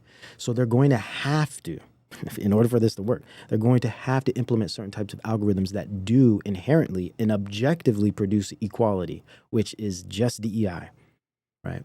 So they're going to use that to get people to buy in. But at the end of the day, when everything's virtual for the most part, as far as your footprint, your digital footprint, your race isn't going to matter. So this is just a great example of where this is going, hence the synthesis. We will be merit-based and colorblind. Even nationality is not going to matter. This is network state. This is post-nationalism. So borders, culture, all of these things mean nothing. There is no nationality because everything is online. Everything will be part of this new Web3 internet, this new type of internet where it's a disembodied virtual ecosystem that's beyond borders, that's beyond nation. Right now, I'm sure there, at least based on what I've read, there will be parameters, right? Like different things will be happening to, say, the Chinese and Americans while they're in this ecosystem. But this old idea of nationalism, this old idea of nationality won't really have much meaning anymore in this new world. Not to say there won't be differences and separate experiences based on nationhood, but it will be under a completely different definition that we don't even have language for yet. And that is the case at the Defense Department. He said in his inaugural, we will be merit-based and colorblind, and that is the case at the Defense Department.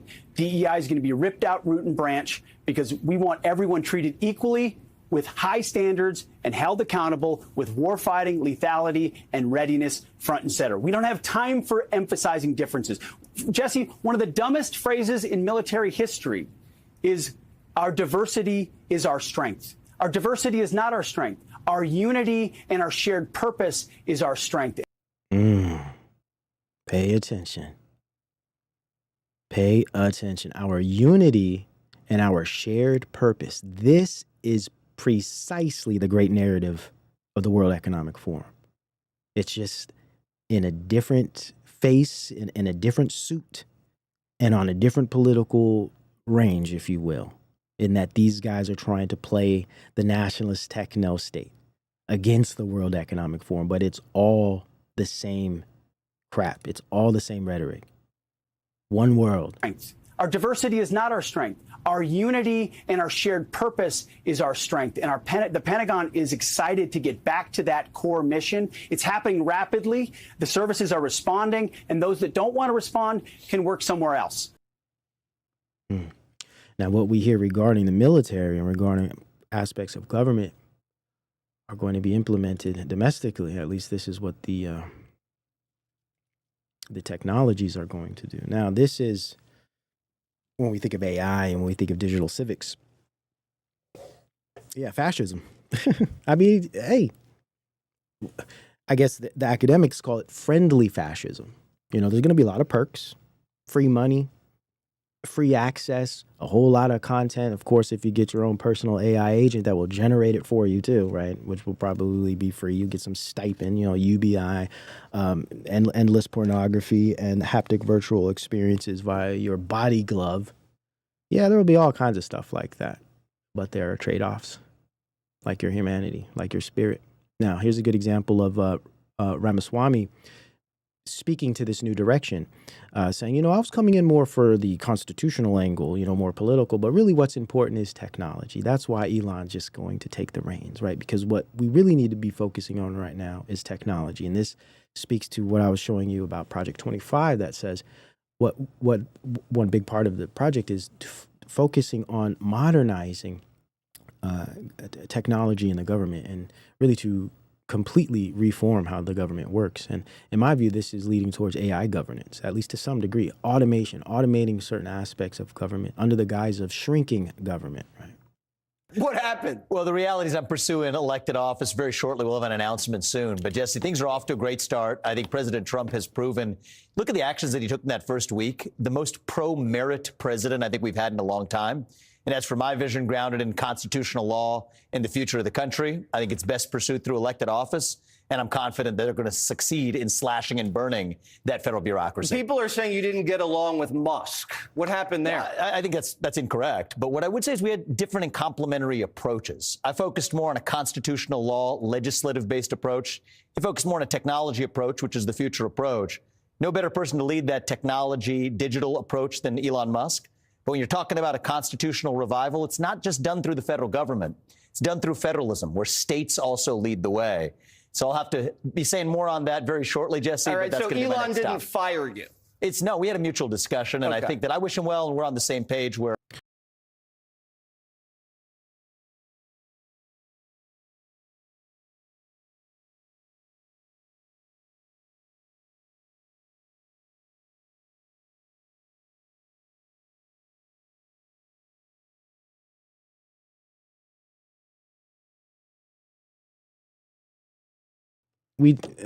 Damn it.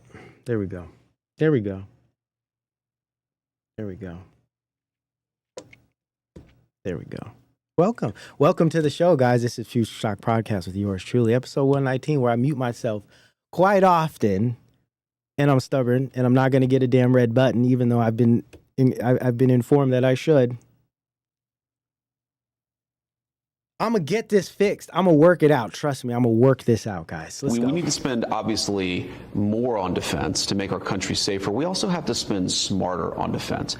Our procurement process is totally broken. The way that we actually buy weapons has become totally broken. We've made it harder for new entrants, right? New companies to develop new technologies. We've learned this in Russia, Ukraine. We've learned this elsewhere.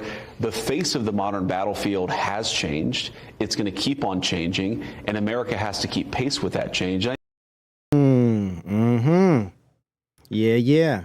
Pay attention. This is techno-optimism plus techno-nationalism. Pay attention. This is the future of this country. Develop new technologies.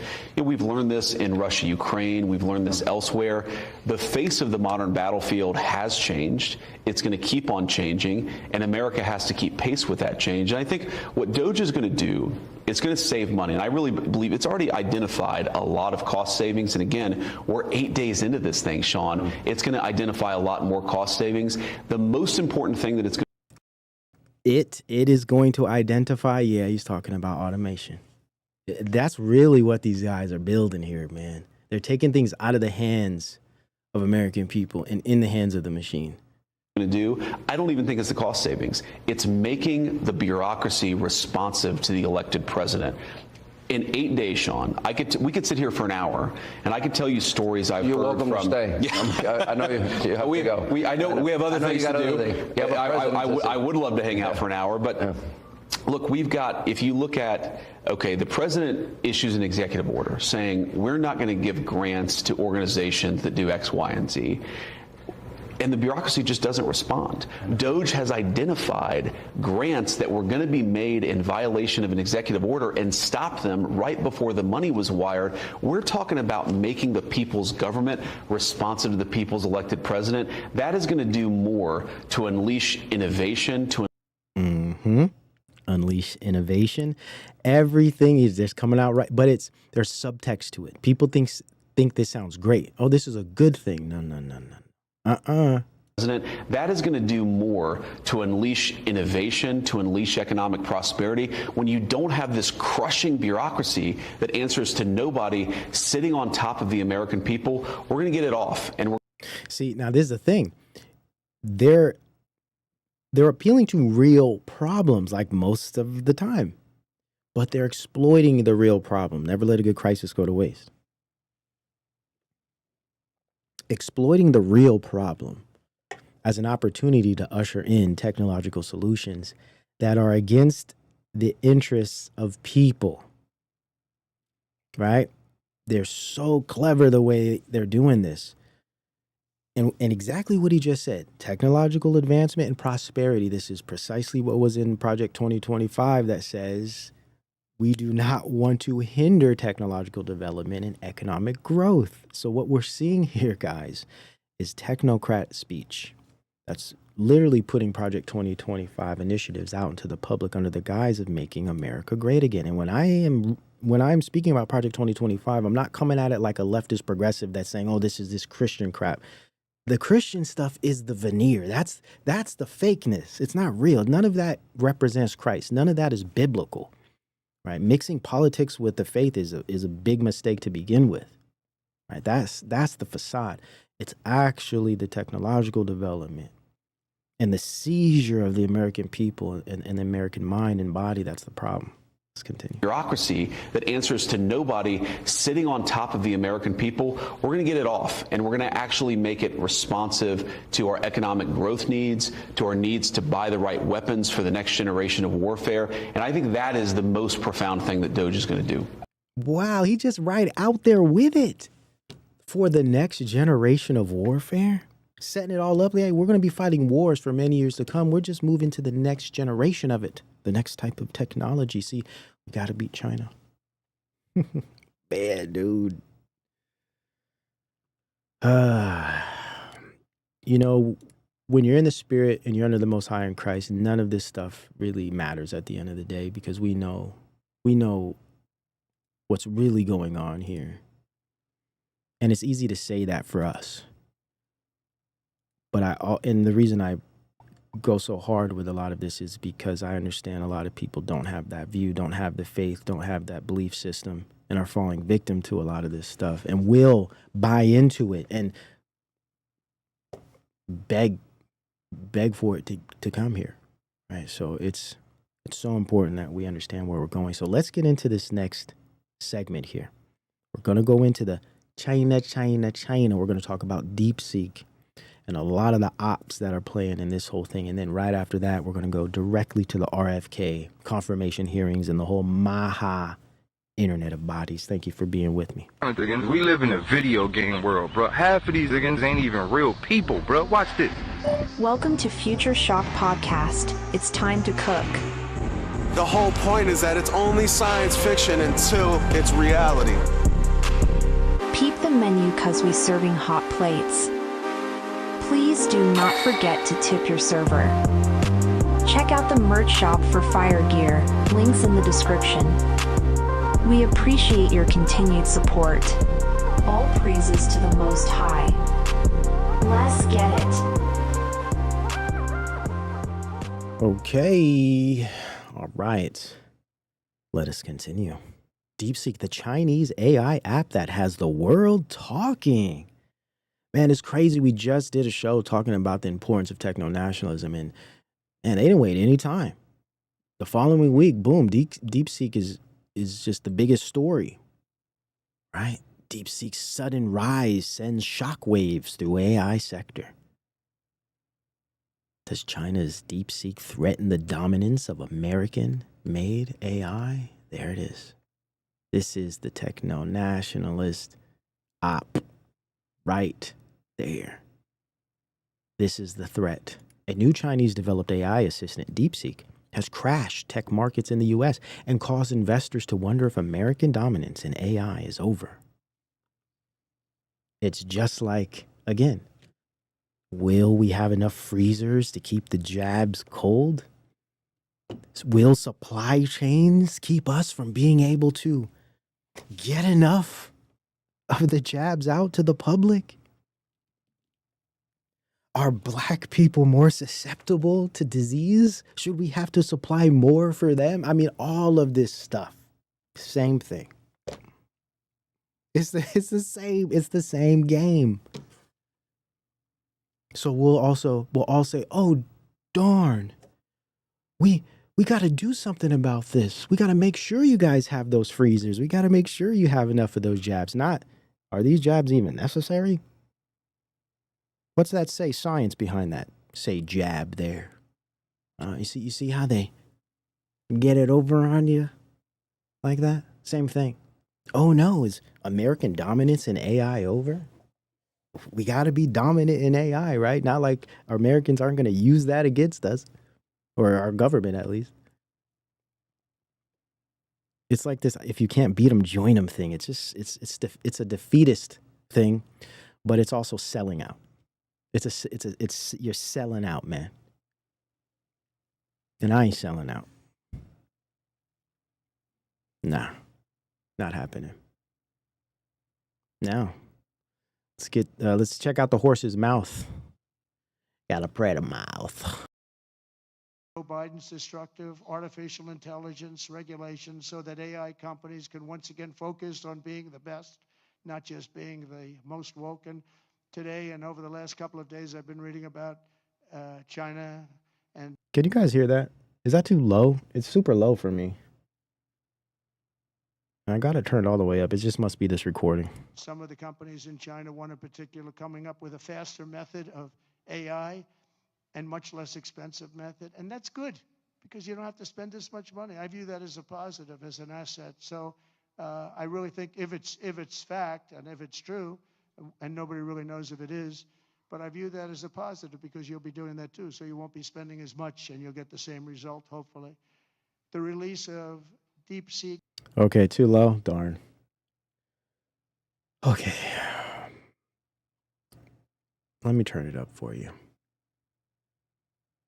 1 second here.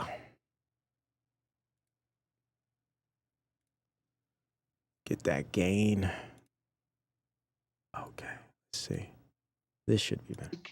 AI from a Chinese company should be a wake-up call for our industries that we need to be laser focused on competing to win because we have the greatest scientists in the world. There it is. That's the call. This is the call to Americans. This is a call to Americans for techno-nationalism right here. Coming up with a faster method of AI and much less expensive method. And that's good because you don't have to spend this much money. I view that as a positive, as an asset. So I really think if it's fact and if it's true, and nobody really knows if it is, but I view that as a positive because you'll be doing that too. So you won't be spending as much and you'll get the same result, hopefully. The release of DeepSeek AI from a Chinese company should be a wake-up call for our industries that we need to be laser focused on competing to win because we have the greatest scientists in the world. Even Chinese leadership told me that. They said you have the most brilliant scientists in the world. And it's you hear the patronizing talk. It's like we're children, man, the way they speak to us. Seattle and various places. Anyways, I just wanted to show you that because just evidence, you know, building the case. This is how they sell it. Yeah, good to see you, Dank Bud. This is AI Cold War. Yes. yeah. There it is. And they got to get Americans on board. They got to get everybody on board. Otherwise, people will realize what they're really building here. Look at this one here. A lot of this is popping up everywhere right now. Chinese satellite beats Elon Musk's Starlink. So again, now they're competing with us in the satellites and the chips and the drones and the robotics. It's China, China, China. Yep. They're going to keep pushing this. A Chinese company has surpassed Elon Musk and Starlink in terms of transmitting satellite data to Earth. At the end of December, the Chinese achieved a record data transmission rate of 100 gigabytes or GPPS using a laser. Can you believe this? Now, we've been talking about this. I've been showing you guys a bunch of clips of how they're making China look like this, you know, something Americans should strive for to be. So interesting. Check this out. Here's another one. It's all over the news. It's everywhere. DeepSeek winners and losers. Oh, and here's one where it has threatened our economy. And I think this could be a way in, and we've talked about this. A lot of you guys have mentioned this, a way into a type of economic shift by some economic crisis. So apparently when this came out, it affected our economy, our stock market or something like that. Sputnik moment. 1 trillion wiped off U.S. stocks after Chinese firm unveils AI chatbot. Trump calls emergence of DeepSeek a wake-up call amid doubts about sustainability of Western artificial intelligence boom. See, we're not going to make it, guys. Oh, no. Yeah, Skynet is active. Shout out to Worm. Good to see you. China is the model. Shout out to E-Rocket. Surely is, man. And they're just telling us this every day with all of these stories and all of these influencers, etc. Now, check this out. This is more examples of the people in the tech industry, big tech and little tech. They're all chiming in on this, creating the fervor for this techno-nationalist AI arms race or Cold War. We should take the development out of China very, very seriously. What we found is that DeepSeek, which is the leading Chinese AI lab, their model is actually the top performing or roughly on par with the best American models. If the United States can't lead in this technology, we're going to be in a very bad place geopolitically. Each of them extremely influential CEOs working in AI, they mentioned DeepSeek by name. And so we've been digging into this lab that's very mysterious, and also the breakthroughs that has everyone talking. We'll be publishing our long-form tech check take tomorrow morning. That's a really good one. Both and. Damn, you gonna take that US? Hit back. Oh, that's, yes. Yes, that's good. I like it. That's a good one. Yeah. Perfect example of what I'm really trying to get at here. Very good. I like it. $6 million, ByteDance as well. You know. All right. Enough. You guys see it. It's the big thing. Everyone's like, oh no, China. And it's even, you even got this guy, Dr. Phil, talking about it. Now you know it's Oppie. Now you know it's super Oppie. This guy's talking about it. Come on, play for me. To China. The cartels facilitate all of that. They smuggle them out of China? They do. The smugglers are the ones who set up all the travel. It's once you get to the countries where you don't have the visas, once you get here, that's when they're making it in illegally. But most of their travel. We won't play this because they'll definitely hit me for this clip. So now you see they're playing into the immigration thing. So now they're layering the immigration thing with Chinese immigrants that are coming in.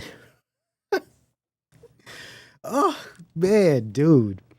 It's just so well done, and it's so layered that they're playing every angle, and they're layering it.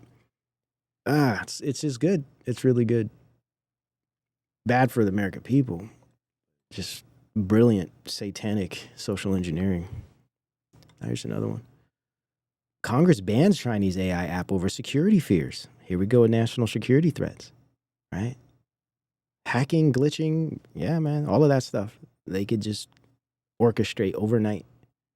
Are they building up some event, some black swan event, as Klaus Schwab would say? Are they building it up with this whole DeepSeek thing? I don't know, man. For me, it's more about incrementally building up the public support and approval. Just like with all the wars we've ever been in, right? Gaining positive public sentiment to go out and whether that be fight or in this case, compete. That's a lot of, for the most part, I think this is the case. Now, sure, there's other moving parts that I'm sure many of you have come up with, but this is something that I think is pretty important at the social and cultural level. Because when I look at the infrastructure and the technologies, they're all investing and funding each other. Whether it's Israel, Japan, or China, everybody's in the same room together making stuff happen. So it's Coke versus Pepsi as far as I'm concerned. It's all Coke versus Pepsi. One company or a group of companies owns all factions. So shout out to Axiom. Good to see you, bro. Says, as Alul observed with regard to technopoly, good and evil are synonyms for success and failure. Great reference. Absolutely. Perfect. Absolutely perfect. Yeah, so they're building this thing up, man. We'll see how it pans out. For me, it's more of an incremental, like, structuring of public sentiment, but it could be setting us up for some kind of black swan. Of course, we always have to consider these things. And then you see stuff like this. So it's like, then you see stuff like this. Like, okay, Chinese AI app DeepSeek says hit by large-scale cyber attack. It's like, well, damn. Everyone's saying how great it is, and everyone download DeepSeek and implement it and integrate it into your life, but it's very easily, attacked. All of this stuff is so. Yeah, always, Rye Guy. Good to see you, man. I'm a working man. What can I say? Never stop working, man. I'm here for you guys. Appreciate your support. But I mean, come on, right? We're all just supposed to fight for this. You mean to tell me you want me to fight for this? Something that could just be easily attacked over some network instantly? Come on, man. Come on, man. Here's another one. DeepSeek AI hit with large-scale malicious attack. Like a day or two after everyone's talking about it. The whole thing is bananas. It's just bananas. You almost feel like they're trolling, seeing if people buy into this, see if people still go for it, knowing that they're straight up telling you, yeah, this thing could be hacked at any moment. Shout out to Jason Casper. Good to see you, bro. Been a minute. Welcome. Big time supporter of the Patreon. And good to see you, man. Now, let's continue here. All right. Oh, and then you see this stuff. And then you see this. I'm just showing you guys how crazy all of this is connected. Microsoft just announced that it's bringing DeepSeek R1 models to Windows 11 Copilot PCs. Oh my goodness, man. Wow. So is it China or not, dude? What is it? Are we against them, or are they with us, or are we them? Like, what is it, man? You see how this works? Nothing but a big game. Oh. I guess it's ex-Intel CEO Pat Gelsinger startup chose China's DeepSeek instead of OpenAI. Okay. All right, guys. I guess it really doesn't matter. Sounds borderless to me. Sounds extra-national or post-national to me. Sounds like it doesn't matter what country this crap is coming from. It just matters how good the technology is. Interesting. Microsoft makes DeepSeek's R1 model available on Azure AI. Interesting. Oh, is that the case? Is that the case? Okay, well, let's look at this. Azure AI, you say? Oh. Microsoft Azure Node deployment opens door for easier Web3 app development. You don't say. Thank you for being with us, Barb in Ohio. Until next time, appreciate you being here. Yeah, look at this. Because this is about what? Web3. They are building the new internet. The internet of everything. The internet of bodies. The biodigital convergence. All under the guise of Beat China. Yeah, Microsoft too. Yeah. How Microsoft will move to the Web 3.0 blockchain division to expand. Just giving y'all receipts. I'll be breaking these things down in much more depth on the Patreon and locals, where we spend a little more time in these things and dig into the literature, etc. But I'm just showing the receipts, man. I don't be making this stuff up. This is the direction. And these are the goals of all of these factions. I don't give a damn what country they're in. More evidence. Y'all could see it for yourself. Microsoft reportedly testing Edge browser Web3 wallet integration. Oh, you don't say. Digital currencies, digital ID, all of that.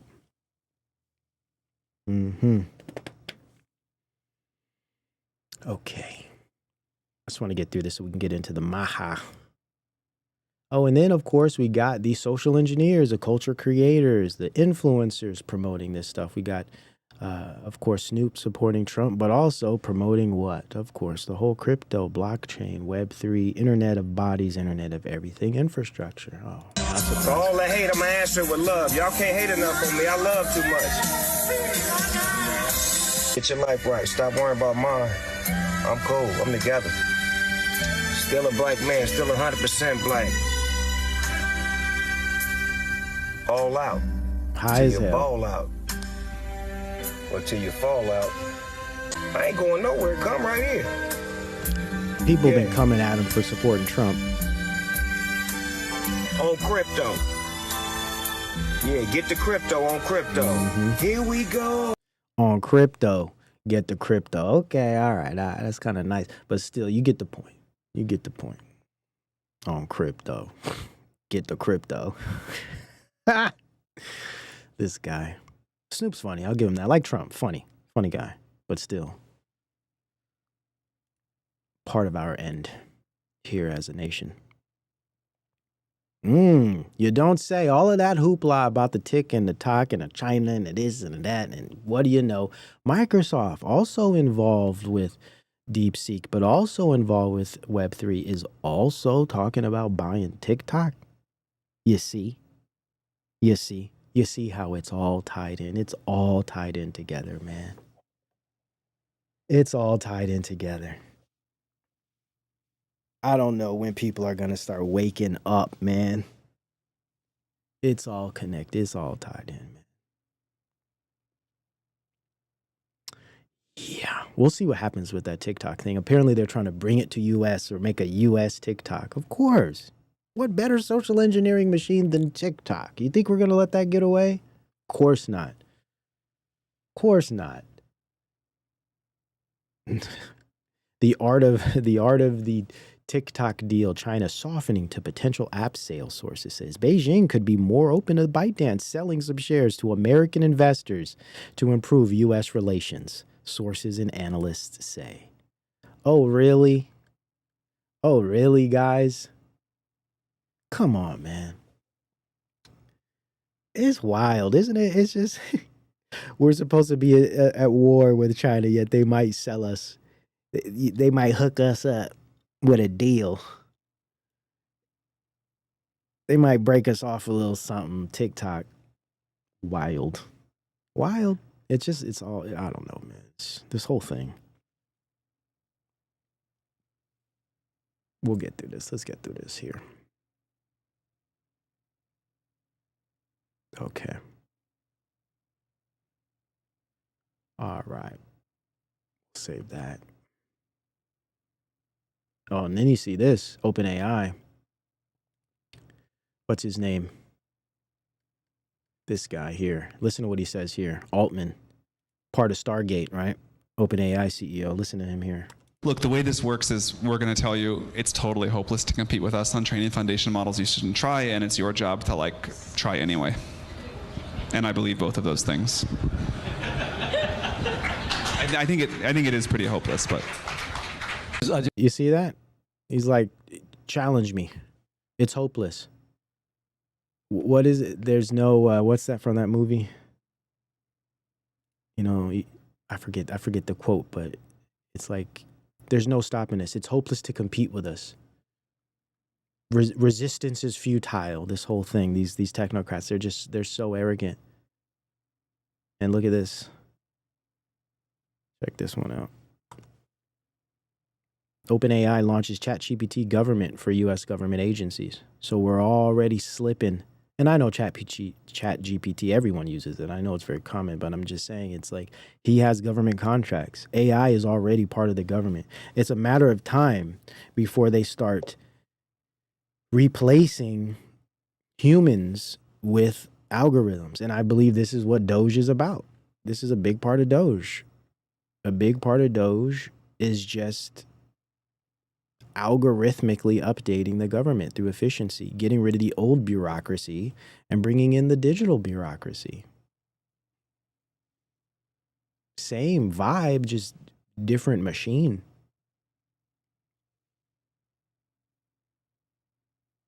And then there's this one too. OpenAI partners with U.S. national laboratories.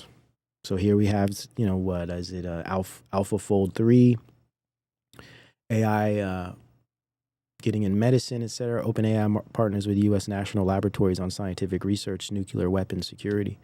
So everything AI, man. OpenAI said the U.S. national laboratories will be using its latest artificial intelligence models for scientific research and nuclear weapons security. The company will work with Microsoft to deploy an OpenAI model on Venado, the supercomputer at Los Alamos National Laboratory. Earlier this week, OpenAI released ChatGPT Gov, an AI platform built specifically for the U.S. government use. Shout out to Enter the Stars. Good to see you, bro. Casey in the building says the beast. Yeah, this is the beast right here. Isn't it wild? Like, people talk about technocracy. It's like, it's a real deal. Like, these guys are literally stepping in the government. These little pipsqueak software engineers are going to be running governments, or at least their softwares are. It's wild to me to just see how everyone's just letting this happen because winning. Wild. And check this one out. This is Fink here. Listen to what he says. Speaking of nuclear, I think they're trying to move nuclear as an excuse to really utilize this AI's capacity, right? About AI for a minute.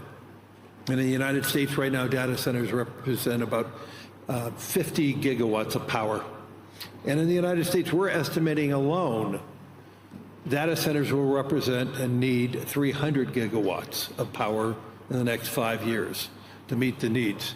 And we're talking about, you know, if you expand that throughout the world, this is my optimism about growth, but at the same time, we actually are going to have labor shortages, which is going to be driving up wages. I think we're going to see more persistent wages, you know, and that may be a good outcome, but it's going to be an inflationary outcome. We're going to have material shortages with all this building out. And so I think we are somewhat complacent that that inflation can hit us again. See, that the fear stuff is what frustrates me the most, because it works. It's effective. You know, all of these horrible things are going to happen, so we have to get behind whatever the technocrats say we need and to support it. Otherwise, all fallout, all hell's going to break loose, etc. Then I saw this. I was like, wow, here we go. Here's another one. DARPA to launch pre-crime AML program. The Department of Defense is planning to launch a new AML program that wants to stop money laundering before it happens.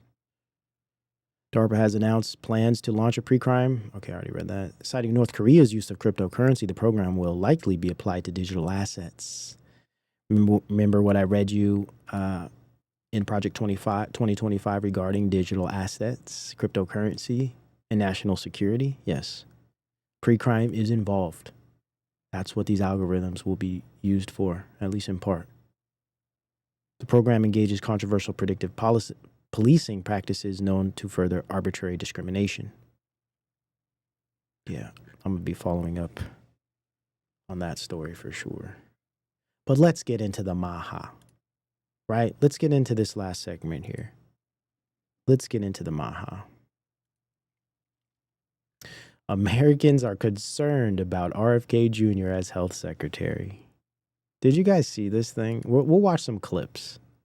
Wow, what a strange thing. 5 takeaways from RFK Jr.'s first confirmation hearing.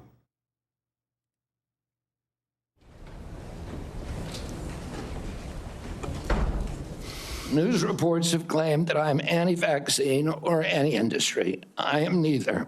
I am pro-safety. I don't want to take...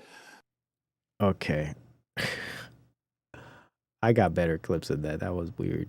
So this dude was like under attack in here. And again, he just capitulated. He was like, basically, no, I'm pro-vaccine. This dude just, I ain't gonna say that. Anyways, where is this at? Okay, let's listen to this one here. Committee, to the president, and to all the tens of millions of parents across America, especially the moms, who have propelled this issue to center stage.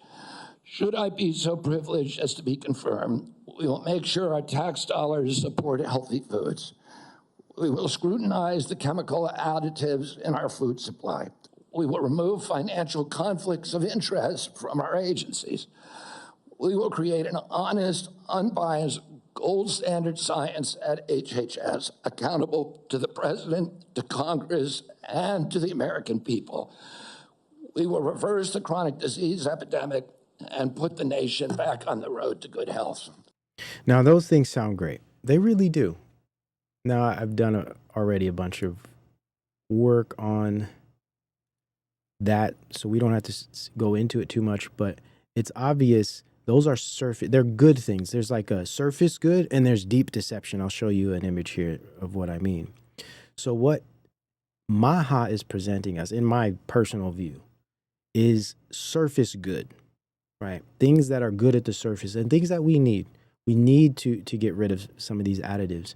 We need to get back to healthy eating, and people should be held accountable, of course. All of these things, yes, all right? But, pull this out.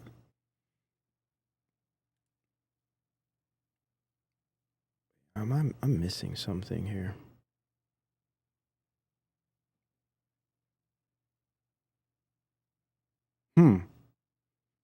I had some other clips. I thought I was missing something. Let me see.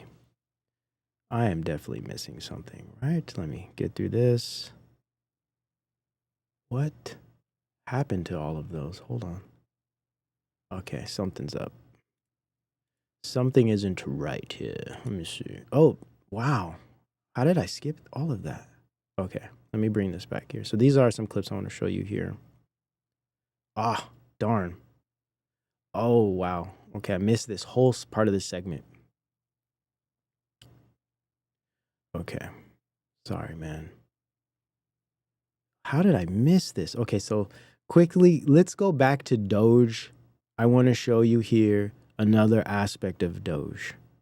Okay. What was I thinking? All right. So check this out. So people understand what Musk is really up to. Just like Bob the blockchain builder, who wants to put government on blockchain, who wants to put the economy on blockchain, Musk is involved with this same project. Musk exploring blockchain use to curb U.S. government spending report. Now, is he going to do it? Is he going to do it? I believe so. There's enough reports on it. Has he done it yet? Of course not. But this is the goal. This is the plan. I think it's important that we understand this is where this Department of Government Efficiency is going. And then when we consider putting such a thing like the government on blockchain, what else does that entail? What else is going to go on blockchain? And then, of course, if we're going to talk about blockchain, we have to consider Web3 and Internet of Bodies and all of these things. Now, I know some people make great arguments for blockchain, and that is it's transparent, but it's still private. Listen, it's interoperable and connected in ways that we've never experienced. I mean, you want to talk about full spectrum dominance, lockdown. There you go. There you have it. It's there. All right. So I'm just showing you different examples of this. Many articles on this. Evidence for the direction of this and his goals that he doesn't talk about, that you're not going to see on Fox News.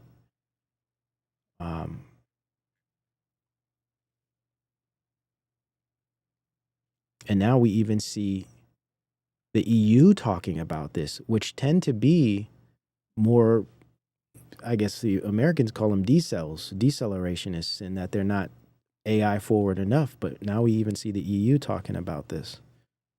Only a small share of EU businesses are seizing the opportunity of the digital change. If we look at our companies, only 13% are using AI, so 1 in 7 is using AI, for example, and all this must change. Coming around, huh? Yeah, that's because the network states are forming. America's moving, Israel been moving, China moving, Japan moving, Stargate's here, everybody's moving, everyone's getting in line, lockstep. This year we will therefore launch a broad AI strategy for our continent. It will include an Apply AI initiative to drive industrial adoption of artificial intelligence in key sectors. Fourth industrial rev. The strategy will also include that we have so-called AI factories, an AI factories initiative, which basically offers to our companies the possibility with supercomputers to train their models and to develop their models. Wow. Everybody's on board. I also thought it was interesting that Vivek, he's making the rounds. Do you think you were pushed out of those because Trump rolled back the DEI? He's on on the Breakfast Club with this clown who's actually kind of pro-Trump now. It's really funny how everything's switching up. To the contrary. And, I would say, just to be super clear about it, I have no problem with, framing or whatever. It was really just an actual mutual decision. It was really just, just a mutual decision. Yeah, bro. What is he doing on the Breakfast Club? By the way, what is he doing on Aiden Ross? He's making the rounds. Quick. Sorry, this, I don't even know what that is. That right there, if you prefer me to A lot of people are asking about the APAC. What is that? Ask about APAC. Oh, this guy keeps going. Ask him. Yeah, so APAC is basically a pack. Well, what is a pack? It's like a political donation group, but AIPAC is a particular political donation group that supports the cause of Israel in the United States. Oh, okay. So they're saying ask about AIPAC. And I think that probably what they mean is like, what's the influence of AIPAC on our politics? Here's the truth. Get in position. The influence of all kinds of PACs on our politics is huge. Really, bro? He running. He ran from that one, didn't he? Oh, yes, he ran. Right? There are all kinds of PACs. But there are all kinds of I don't want any kinds of malicious foreign interference in the United States. There are all kinds of malicious foreign interference in the United States. No, of course. Oh, all kinds, man. Everything's just like, yeah. Yeah. And at least as it relates to AIPAC, they're a lot more transparent. Say what you will about them. They're a lot more transparent than other kinds of foreign influence in the U.S. Whoa. So I'm not a big fan of politicians turning into puppets of PACs. That's just, unfortunately, the way modern politics works. So a better second best solution is at least have enough competition in the marketplace. This guy. What a piece of work, man. What a piece of work. Why is this dude all over the place all of a sudden? Went into hiding, and now he's on Aiden Ross. He's on the Gen Z streams now, the big streams. It is weird. Very weird. Very weird. And let's kick this back. Let's go back a bit. Let's go back to Javier Milei, because he's becoming more important again, because I did a few videos on him, did a show segment on him, and the importance of his libertarianism, his neoliberalism, and of course his futurism, or his technocracy-based view that wants to privatize and digitalize everything. And I pulled some articles quickly here of Javier just to tie in this pseudo techno-cap libertarian digitalism versus, say, globalism or World Economic Forum, this new money versus old money kind of thing. Javier Milei names his top 6 allies in the global fight for freedom. Look at who he names. He continued, "Nor do I feel alone, because over the course of this year, I've found allies in this fight for the ideas of freedom." Again, we're always going to hear freedom as manipulation. Freedom, right? In every corner of the world, from the amazing Elon Musk to that fierce Italian lady, my dear Giorgia Meloni. From Bukele in El Salvador to Viktor Orban in Hungary. From Benjamin Netanyahu in Israel to Donald Trump in the United States. Slowly, an international alliance has been forming among all those nations which, like ours, want to be free and believe in the ideas of liberty. Very, very good propaganda. Very well scripted and designed. But these are facets of this new de-globalist movement, right? That are separating, as we see, separating from the WHO. And here, Malay's calling for separating from the UN. This is all by design, in my view. All right. Now, it's just a logical conclusion to the globalist fallout and the crony cap fallout that's transitioning into a more decentralized, pseudo-libertarian, digital system, right? So, and slowly what once seemed like the absolute global hegemony of the woke left in politics and educational institutions, in the media, and in the supranational organizations, or even in forums like Davos, has begun to crumble. You guys see the rhetoric here. See, globalism is a leftist thing. That's the deep state. That's the Democrats, right? As Alex Jones likes to say. See, it's the Democrats and the leftist globalists against the, independent conservative liberated force for good. Yeah. And, the bad Davos globalists has begun to crumble. See, the left has lost, right? The right's winning. And I hope for the ideas of freedom is starting to emerge. These are really good ones here, just to really show what I'm getting at least what I see. And I could be wrong about these things, but they add up. Argentina's President Milei calls out UN's hypocrisy in condemning Israel. See how Israel's even separating from UN? This is a design. Yes. Criticize the UN for its hypocrisies in criticizing Israel. But of course, continue here. Agenda of freedom. It's good rhetoric. good rhetoric, building up this deglobalist separation under the guise of some new type of liberty that's going to be brought to the world through digitization or digitalism, a new type of capitalism that we can't define yet. We have no idea how it's going to play out, but it will be this mixture of all of these older world systems, but will probably feel and look more like communism than anything else. Unfortunately. Now, let's pull this up. So this is what I see here, right? Deglobalization versus globalism. In deglobalization, we get this super modern, decentralized rhetoric for the people, liberating us all, putting the economy and currency and freedom back in the hands of the individual. And then the old world, globalist, modern, centralized system. This is the dialectic we're being sold. This is what all the big, influencers and a la Alex Jones are pushing here. So we got to get on the good side, the right side of history. And of course, I showed you guys this last show. There's an executive order, safe, secure, and trustworthy development and use of artificial intelligence. Just totally getting rid of that. Acceleration. Deregulation, accelerate with all of these guys backing them. And of course, we have the techno-nationalists, deglobalization versus globalism. And now the techno-nationalism, U.S., Five Eyes, Israel versus China, UN, BRICS, etc. This is kind of what we're seeing roll out here with this DeepSeek and all this, at least in my view. Total setup. Good to see you, Michael Hassman. Yeah, this is it's pretty obvious. Like for those that have been, in these areas of research for some time, you see it developing. The road to network state multipolar world system of technocracy. So for me, China and the DeepSeek thing, it's the road to network state, but it's a conduit to biodigital civics. As they say, beat China, we have to beat China, but through this beating of China, we're building the infrastructure that Vance was talking about.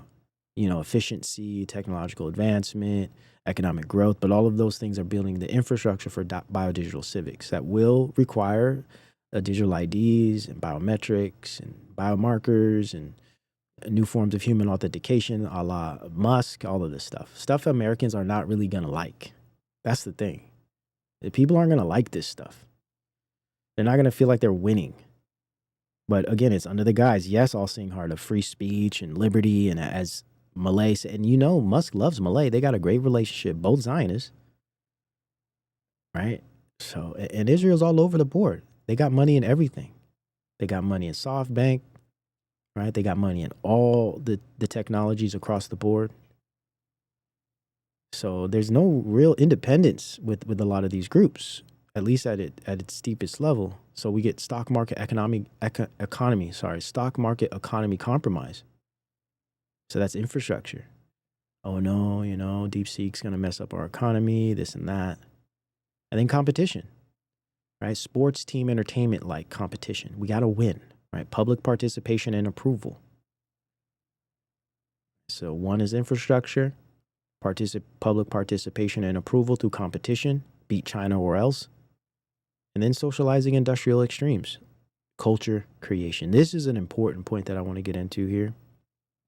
First, I want to bring up this kind of perspective that they want us to believe, right? This is how they want us to think. I saw this comment out. It was perfect. I was like, yes, this is the like normie narrative they want us to think. How do you not understand that they are going to build this business here or somewhere else? Basically, it's like they're going to build it no matter what. Might as well build it here. As if we're going to be safe under that system. As if the liberty and abundance and freedom and winning is going to pan out. It's like, it's just weird false presupposition, as if these things aren't going to change American life in a way that is not cool. All right, so let's not do it here. Let China or any other enemy have it so they can weaponize it against us. The only smart thing is to have it built in America, where it can be controlled and regulated, as if that's the case. This is very basic, folks. No, it's not. that basic, unfortunately. It's just not. The real threat is domestic. See, this is COVID all over again. China, China, China. Wuhan wiggle, right? Remember what COVID? Remember? Who they blame it on? What was the whole Trump thing? China. They know how to play us. Same game. Same playbook. Just switch it up a bit. Simple. And it's working. With flying colors. Go team, get involved, or else. The establishment normie narrative, at least in my view, this is a really good example.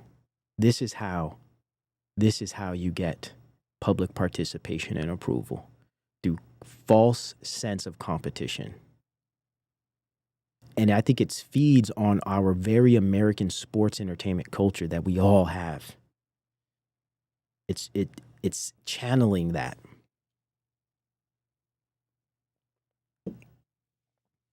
Now it's a rational view. We might as well do it here if they're, why let China do it? But it's under that false presupposition that the tech in and of itself is going to be a productive and good thing. If more Americans stood up against it, we'd be able to have alternative ideas. I know that's ideal. I know that would never happen, but we'll have some alternative. Now, check this out. This is allegedly posted by Pavel Durov, the CEO of Telegram. I love this because it describes exactly what I think is being developed here. Similar to the red pill of Red Note and the China red pilling of the youth. This plays into that, but it's deeper than, say, the China model ideology of, say, communitarianism and collectivism that's clearly, in a sense, influencing Gen Z online. But it also speaks, in my view, it speaks to this new type of mechanistic way of living through machines, right? Check this out. This is really interesting. So it says, Happy New Year's, or Happy Chinese New Year. Following the success of Chinese startup DeepSeek, many are surprised at how quickly China has caught up with the US in AI. However, China's progress in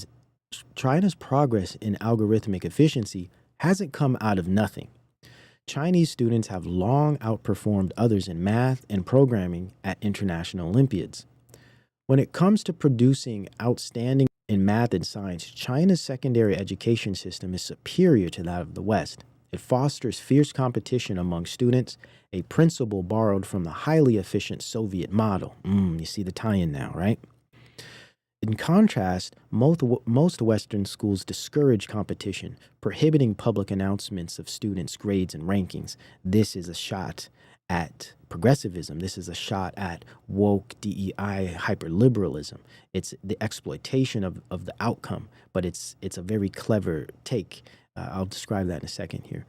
The rationale is understandable, to protect students from pressure or ridicule. However, such measures also predictably demotivate the best students. Victory and defeat are two sides of the same coin. Eliminate the losers and you eliminate the winners. Next page. For many students, motivation to excel in high school comes from treating it as a competitive game. You guys know where this is going. Striving to rank first against strong opponents. Removing transparency in student performance can make school feel meaningless can make school feel meaningless for ambitious teenagers. It's not surprising that many gifted kids now find competitive gaming more exciting than academics. At least in video games, they can see how each player ranks. Telling all students they are champions regardless of performance may seem kind, until you consider how quickly reality will shatter this illusion after graduation. Reality, unlike well-meaning school policies, does have public grades and rankings, whether in sports, business, science, or technology. AI benchmarks that demonstrate DeepSeek superiority are one of such public rankings, and more are coming. Unless the U.S. secondary education system undergoes radical reform, China's growing dominance in technology seems inevitable. Interesting. Now, what is this getting at? All right. What is this getting at? So in my view, this is setting us up for something here. Aspects of that are true. When we think of the American education system, garbage, right? When we think of hyper-progressive ideology in the education system, garbage. When we think of this kind of helicopter mom soft coddling of the American mind, for those familiar with that book, garbage. Those elements are true. But the problem is, I can't help but think that this is a way to leverage that problem and provide a type of solution that's against the actual interests of Americans in the West, for one, but in the interests of technology, for two. What do I mean? Socializing a technocratic youth as an aspect of cultural futurism.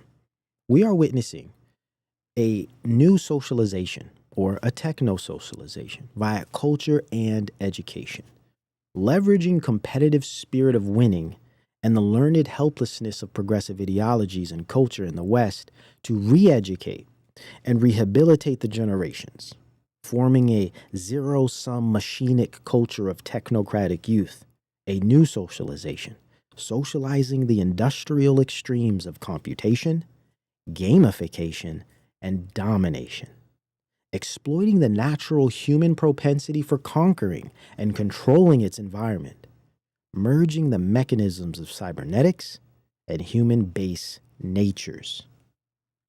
Now, does that make sense? When I read this, this came to my mind.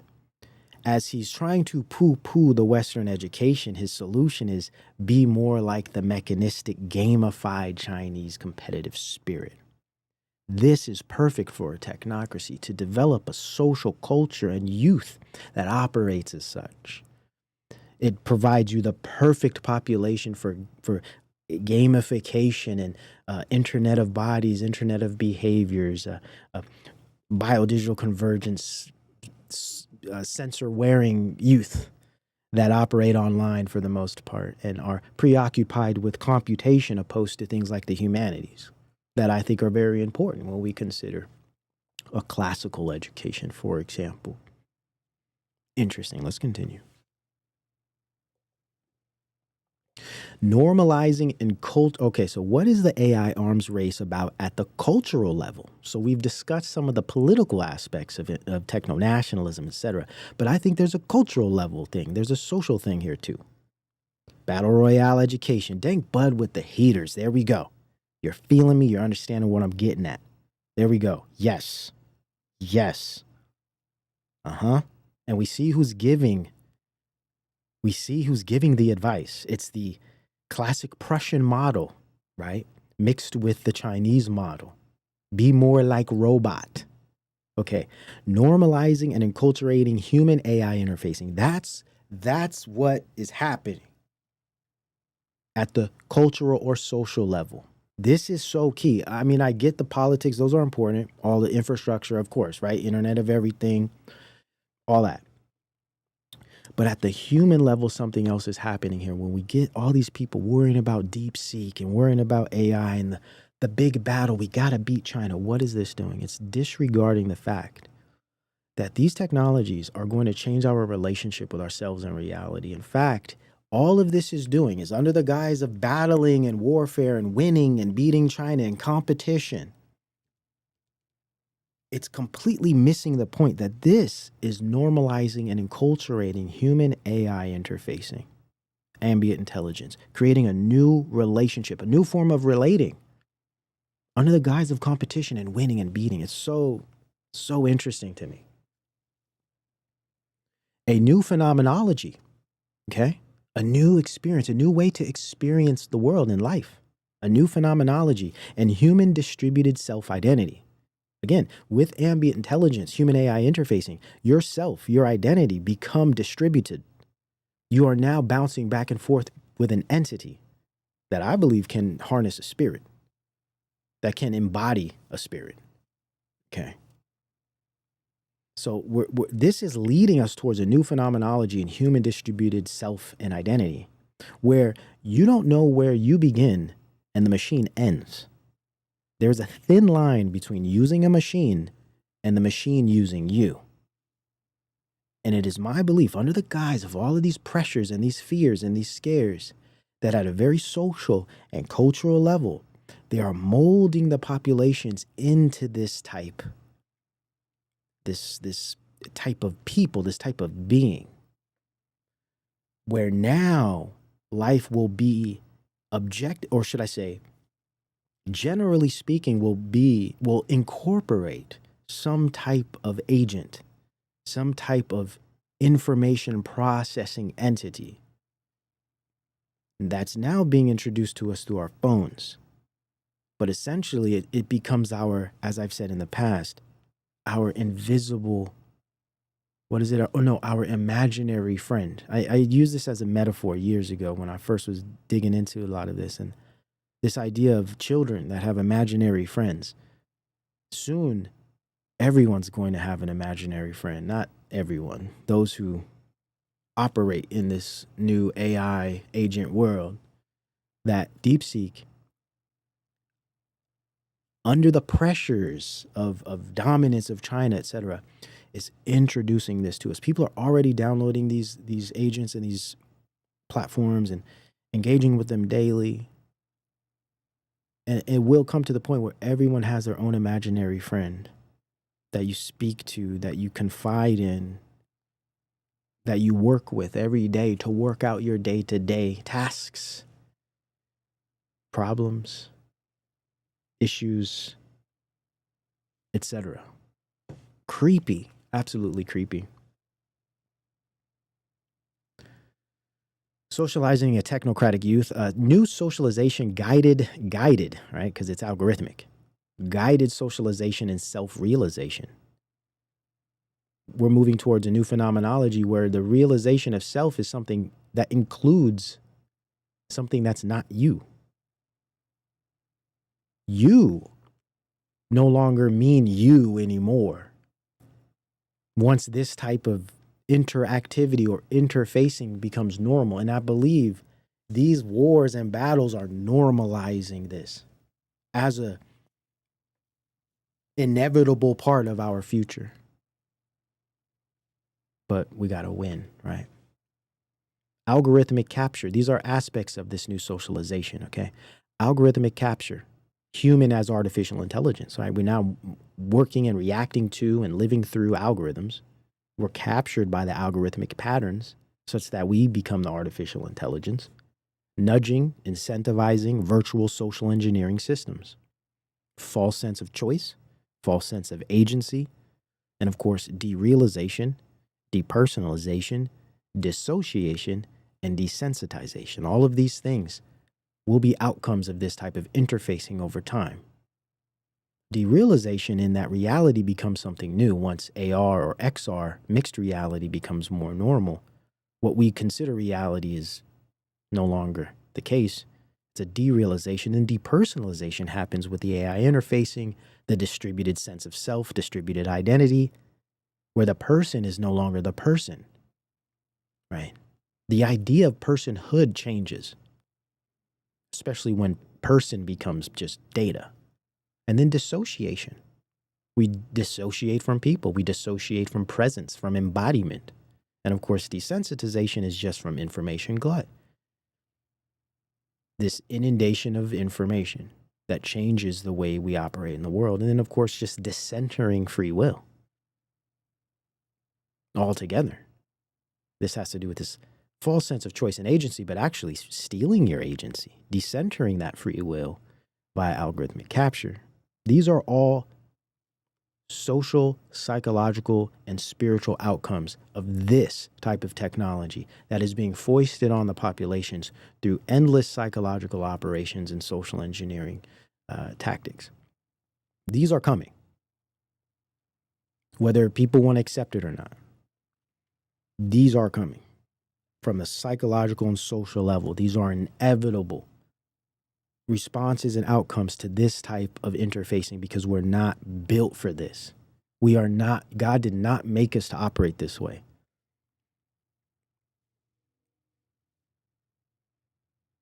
We're not built for this.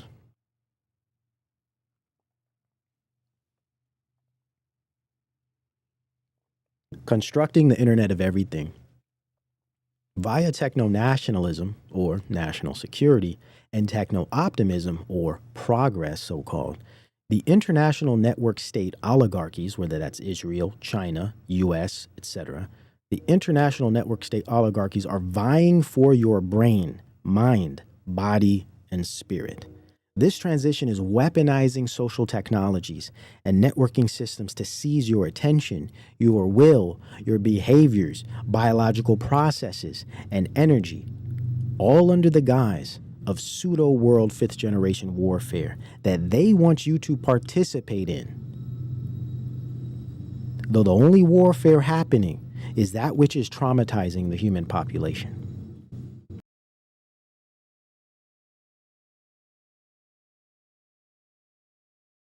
This is what's happening. Whilst people want to say, oh, look over there, don't worry about this technology, blah, blah, blah, blah, blah. All of these things are transpiring.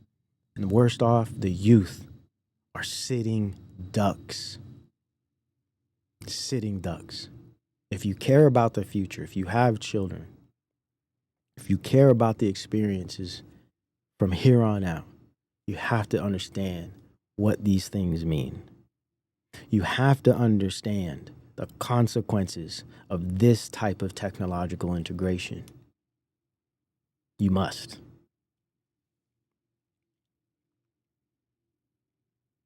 Okay, now. Cannot believe I missed all of that. Just getting ahead of myself. Now let me show you a perfect example of this here. This image here that I've been trying to work out and understand. This idea here. Deglobalization versus globalism, or pseudo-libertarian technocracy versus classical technocracy.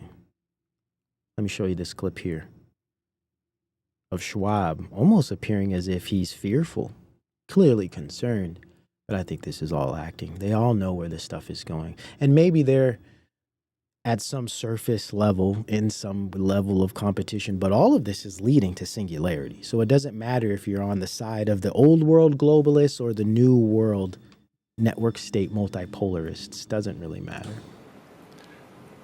We should not go back just to the old system of neoliberalism and to say we want to fix the system by making it more inclusive.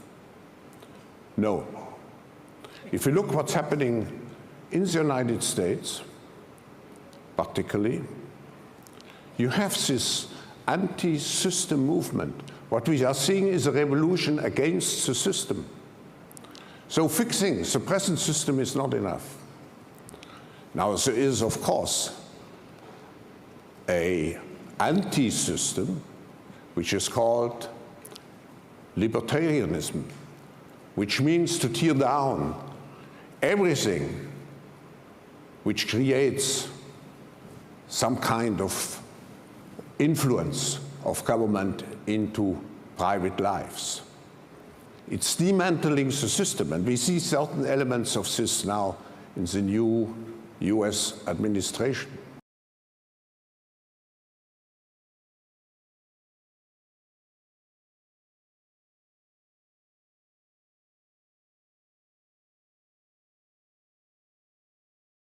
Darn it. Okay.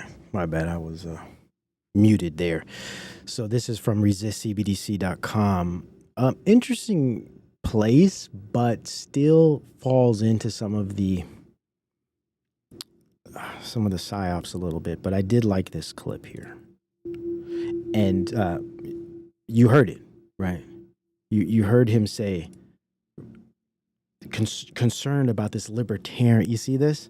It's this dichotomy between the libertarians that want to decentralize and us central. It's interesting. I thought that was just a really good clip to describe this pseudo war between the two factions that are really just both, as we see here, vying for singularity through technological warfare. Unit promoted. Unit promoted. Could you imagine seeing something like this at some point? Now, I think this is AI. I don't think this is real. But yeah. Wild. Okay, now let's get back to the MAHA. I cannot believe I forgot that whole part of my slides. Okay, now let's get back to the MAHA.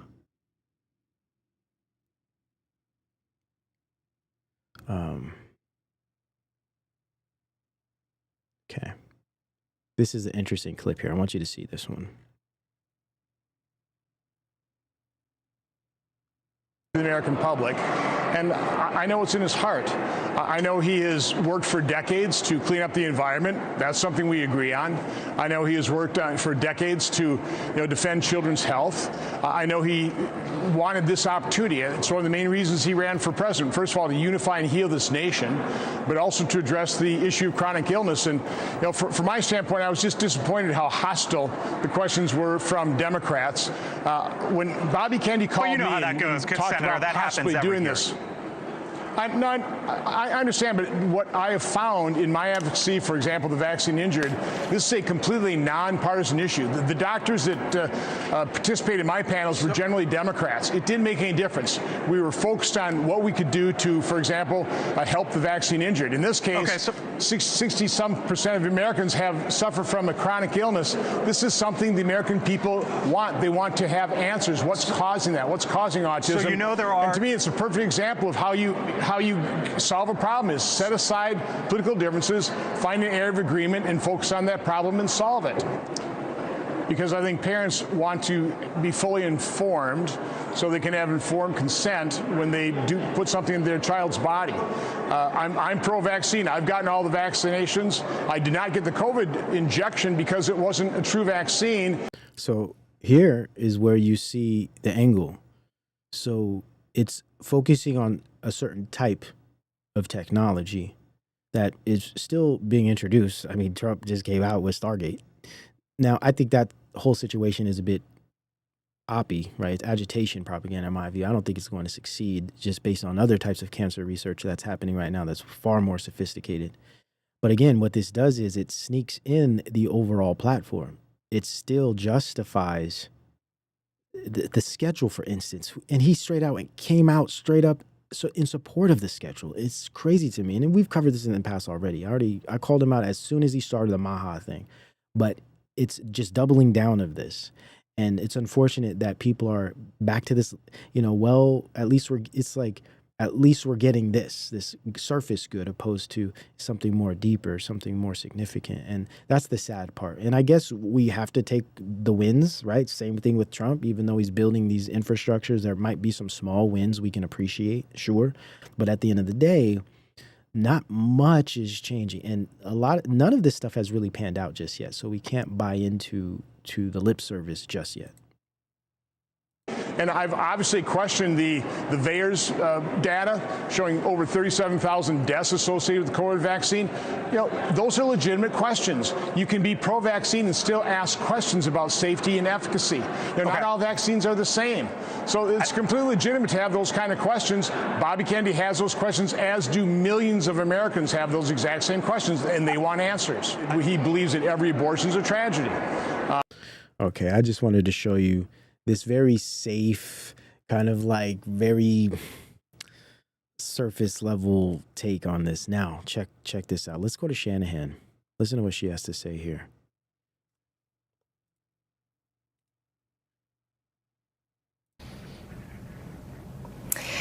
RFK did a great job, and I just want everybody to know that the MAHA unity movement is very, very strong in the United States right now. Arguably, it is the largest movement in the world, and it is what catapulted President Trump back into the White House, and it is fully behind RFK Jr.'s confirmation. And so watching the senators at work today, I just have to say thank you to Senator Ron Johnson. I got many text messages from moms across America who were in tears to hear his earnest support of RFK Jr.'s confirmation. And I do also want to make it clear that, yes, we are watching every one of these votes, every senator's actions, every word that came out of their mouths, and there are hundreds of thousands that are mobilized to take action during primary season. Wait, what? Airplane crash in Philadelphia. Oh, yeah, you guys have been mentioning Philadelphia from liftoff, climbing to 1,600 feet, then a nosedive, mass casualties reported? Really? Like, hold on a second. Let me check this out.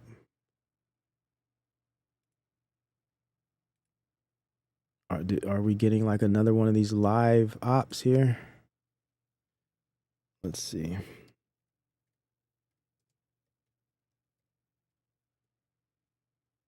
Oh, man. Wow. Crazy. All right, let's look at this.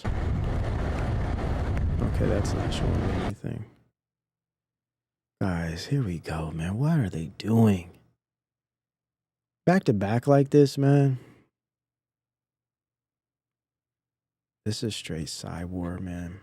Damn. Let's look at this. Major breaking news to tell you about out of Northeast Philly right now. We have reports of a plane crash at Cotman Avenue and Bustleton Avenue. Details just coming into our Fox 29 newsroom right now. Eyewitnesses are telling us there are multiple cars on fire. We have several crews on the way right now. We'll try to get some more information here, but it's not too far from the Northeast Philly airport. We don't know what type of aircraft is down. Injuries, what led to all of this, we do not know. Again, Bustleton and Cotman, right by the Roosevelt Mall here. Reports of a plane crash in this area with possible fire and a major response coming as soon as we can bring you ground pictures, possibly even from our Sky Fox. We will do that to you here on Fox 20.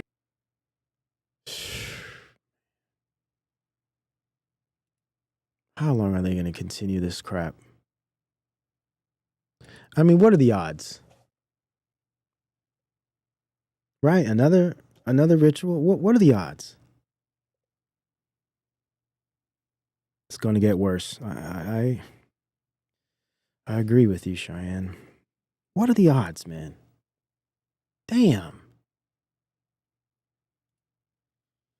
When we finish up here, we're on our last segment here. When we finish up, I'm going to do some research on that and see what the heck is going on, man.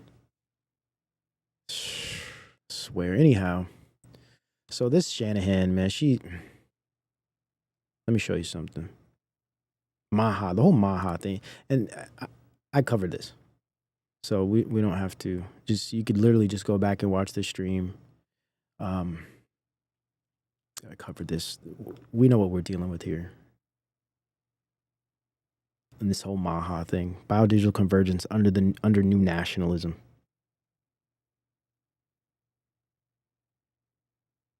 That's what this is, man.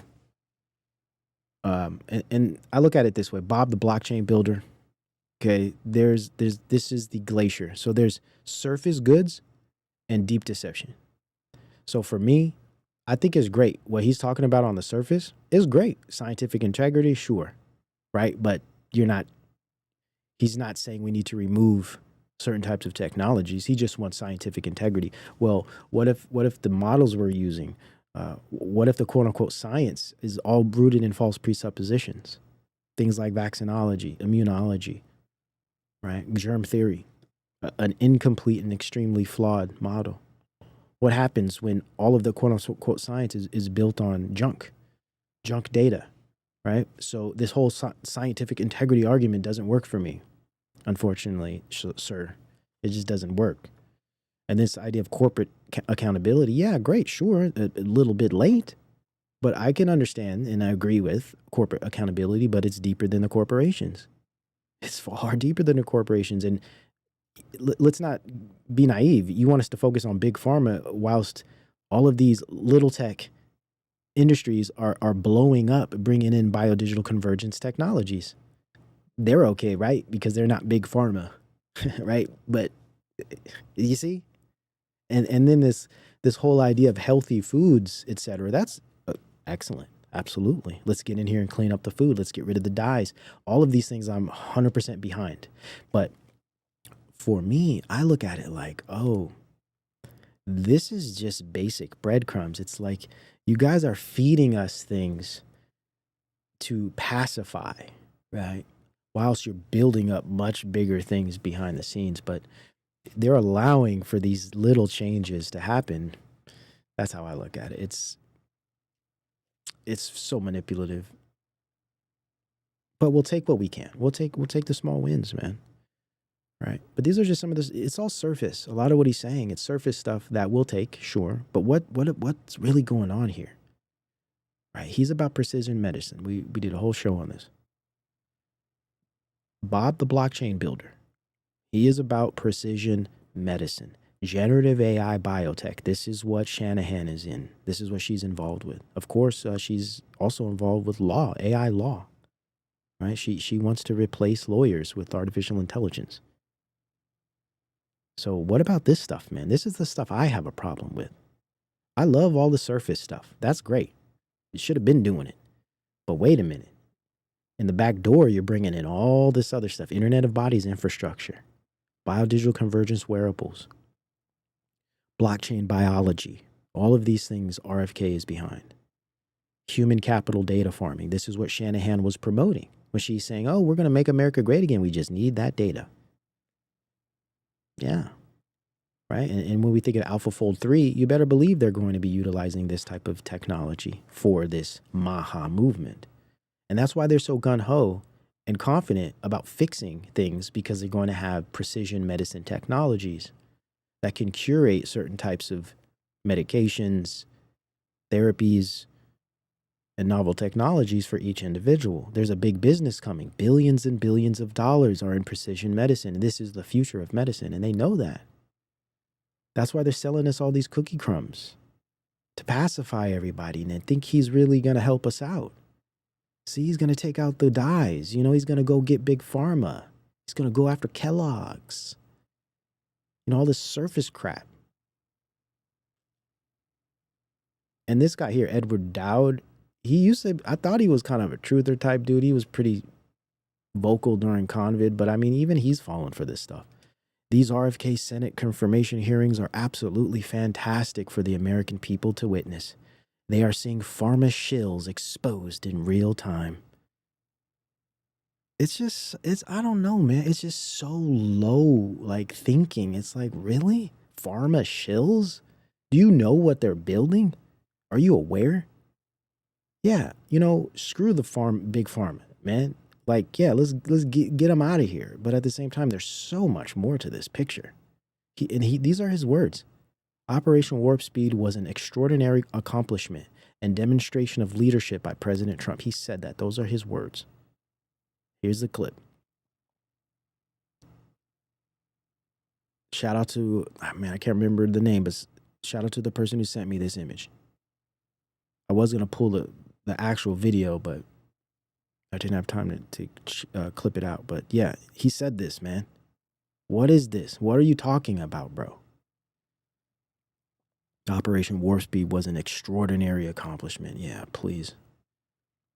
And then here, this is from cryptonews.com, April 28th, 2024. RFK Jr. opines about blockchain. During an April 21st rally in Michigan, U.S. presidential candidate Robert F. Kennedy Jr. said that putting the U.S. budget economy on blockchain would allow Americans to access any budget item at any time. Integrating the budget with blockchain technology will significantly increase transparency, he says, adding, if somebody is spending $16,000 for a toilet seat, everybody's going to know about it. If the proposal comes to fruition, American taxpayers, interesting, American taxpayers would be able to track where funds are being spent. The idea was well received by some corners of cryptocurrency community, with some claiming it would end corruption. Paying attention. sleight of hand, you know? It's like, we'll fix corruption through transparency, but there's strings attached, literally. Digital strings attached. You must forego your personhood. You must integrate into the overall Internet of Everything biodigital system. You must be okay and comfortable with this type of tracking and tracing, digital ID, biodigital system. You must be okay with this, but guess what, guys? You'll be able to know where your tax money's going. You see how they get us? Because we all want this. We all want to know what the hell you've been doing with our money. We have ideas. Maybe Ukraine, maybe Israel has something to do with that, amongst other things. It's clever. Clever. So then this is where we're at, you know, this whole, like, the dream team, you know, versus the big bad WEF terrorists, you know, this is how they're building it all up, man. This is how they're doing it. So interesting, man. Damn. All right, let's look at some clips here. I mean, people are waking up. Shout out to all of you guys that are here, that share the work and, you know, appreciate what I do. People are waking up. So there's some optimism for sure. You know, this work isn't for naught. People are definitely waking up.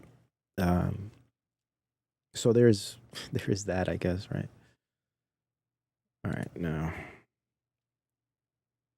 check this out. This is recent. This is Trump's update of the National Nanotechnology Initiative. Just showing you guys. Doesn't matter who's in office, they're continuing the singularity. And this being probably amongst the, aside from the quantum initiative, this is huge. Absolutely huge. 2025 budget. Billions of dollars, guys. Big Daddy Warp Speed. Big Daddy Stargate. Put billions into this. Now, this is 72 pages. We're not going to cover the whole thing here. You can look it up yourself. It's just pull it right off the internet. When you read this crap, everything I do, for the most part, as far as anything regarding transhumanism, is right here. All of it's here. Let me go down a bit. Actually, that might mess with your eyes. Let me scroll down here. I'll read just quickly, just a little piece.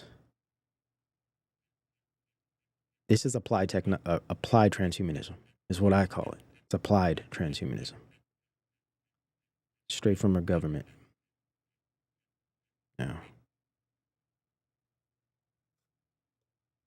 and this is the most recent update here. This is what MAHA will be dealing with. This is MAHA. For those that aren't aware, this is MAHA. I think it was page 27 right here. I got to go down a bit. Wait. Research funded by, okay, so NIBIB supports nanotechnology research and development that spans the breadth of biomedicine. This is the future of medicine, by the way. Including nanomaterials for drug delivery. What does RFK talk about? New drugs? We'll be able to create new drugs? How are you going to create those new drugs, bro? Drug delivery, devices, wearables, and implantables, injectables, diagnostics, artificial intelligence, AlphaFold, etc. And novel forms of therapy. Novel forms of therapy. That sounds like Myrna, amongst others. Foundational nanotechnology research investments at NIBIB are geared at elucidating underlying mechanisms of nanomaterial interfaces with biological systems. Let me repeat that. Geared at elucidating underlying mechanisms of nanomaterial interfaces with biological systems, and how this guides design principles which can be applied translationally toward the development of platform technologies of biomedical relevance. Now, when they say biological systems, they ain't talking about monkeys. They ain't talking about rats. They're not talking about wildlife. This is for human application. Did you Trumpers vote for this? Is this what you voted for? I think not.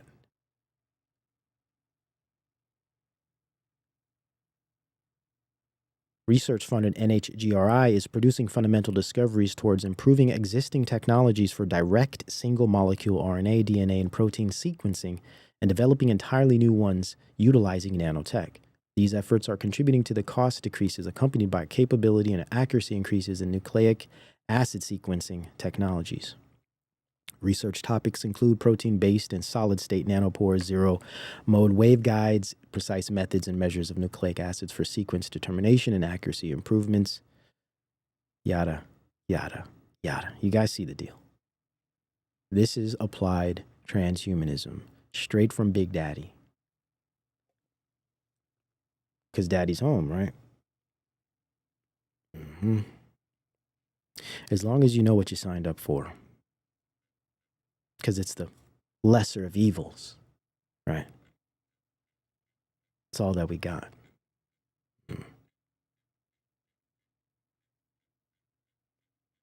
Pretty low standards, I'd say. Yeah, this is 2025, man. This is straight off of the desk of the Donald.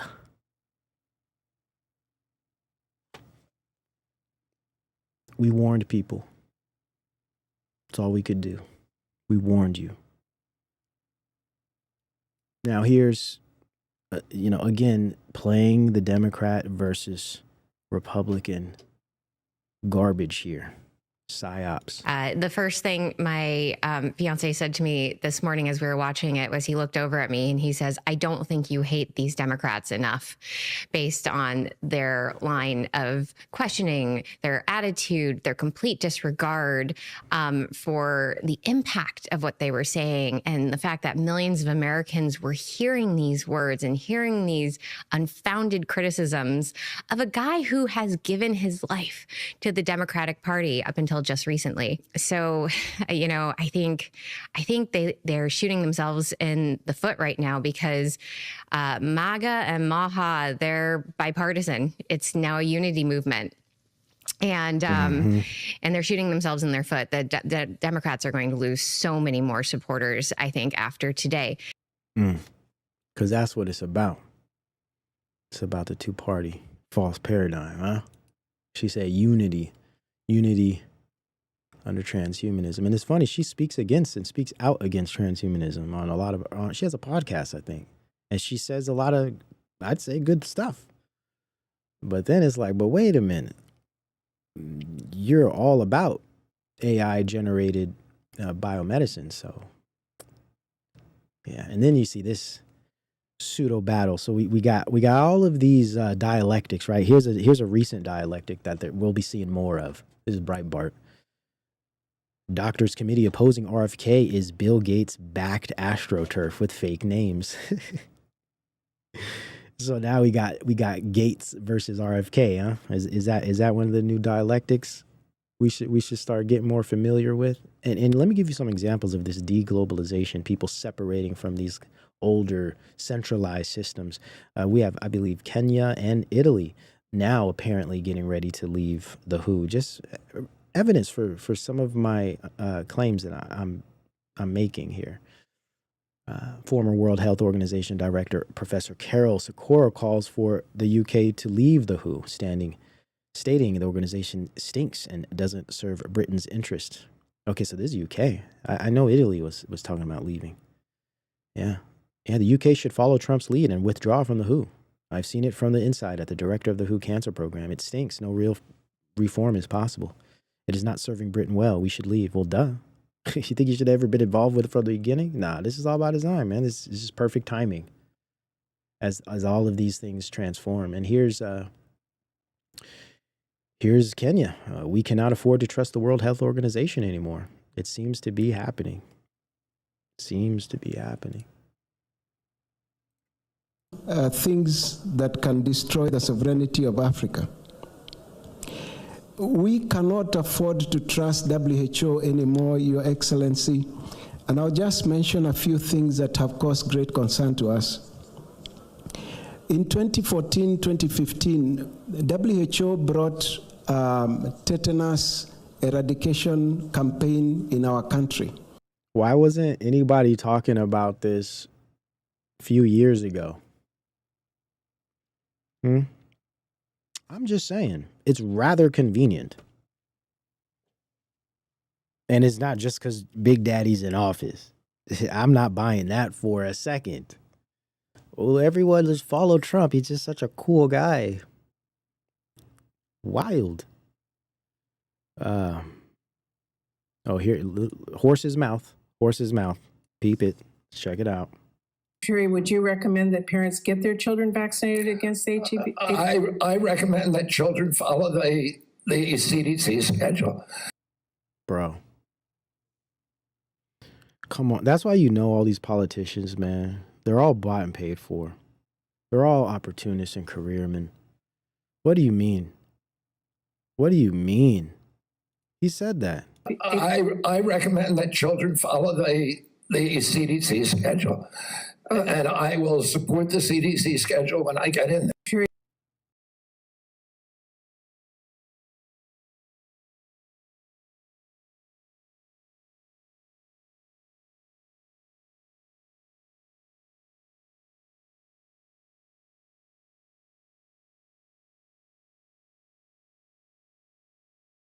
So let's do a quick count here of how, as Secretary of HHS, if you get confirmed, you could influence every one of those lawsuits. Well, let me start the list. You could publish your anti-vaccine conspiracies, but this time on U.S. government letterhead, something a jury might be impressed by. You could appoint people. I don't understand. Yeah, I see. We've been failing today. Yeah. So basically what I was saying was these guys, they're all bought and paid for, right? Like, this guy said he's going to follow the CDC. I cannot even believe this, dude. People thought this guy wanted to make America healthy again. And again, we'll take the surface stuff. But, man. CDC vaccine panel, who share your anti-vax views and let them do your dirty work. What's the deal with this lady, man? For real. What's wrong with this woman? She's off. Look, she off. What? What? Yo, this woman is crazy. She up in here, Pocahontas. About the man.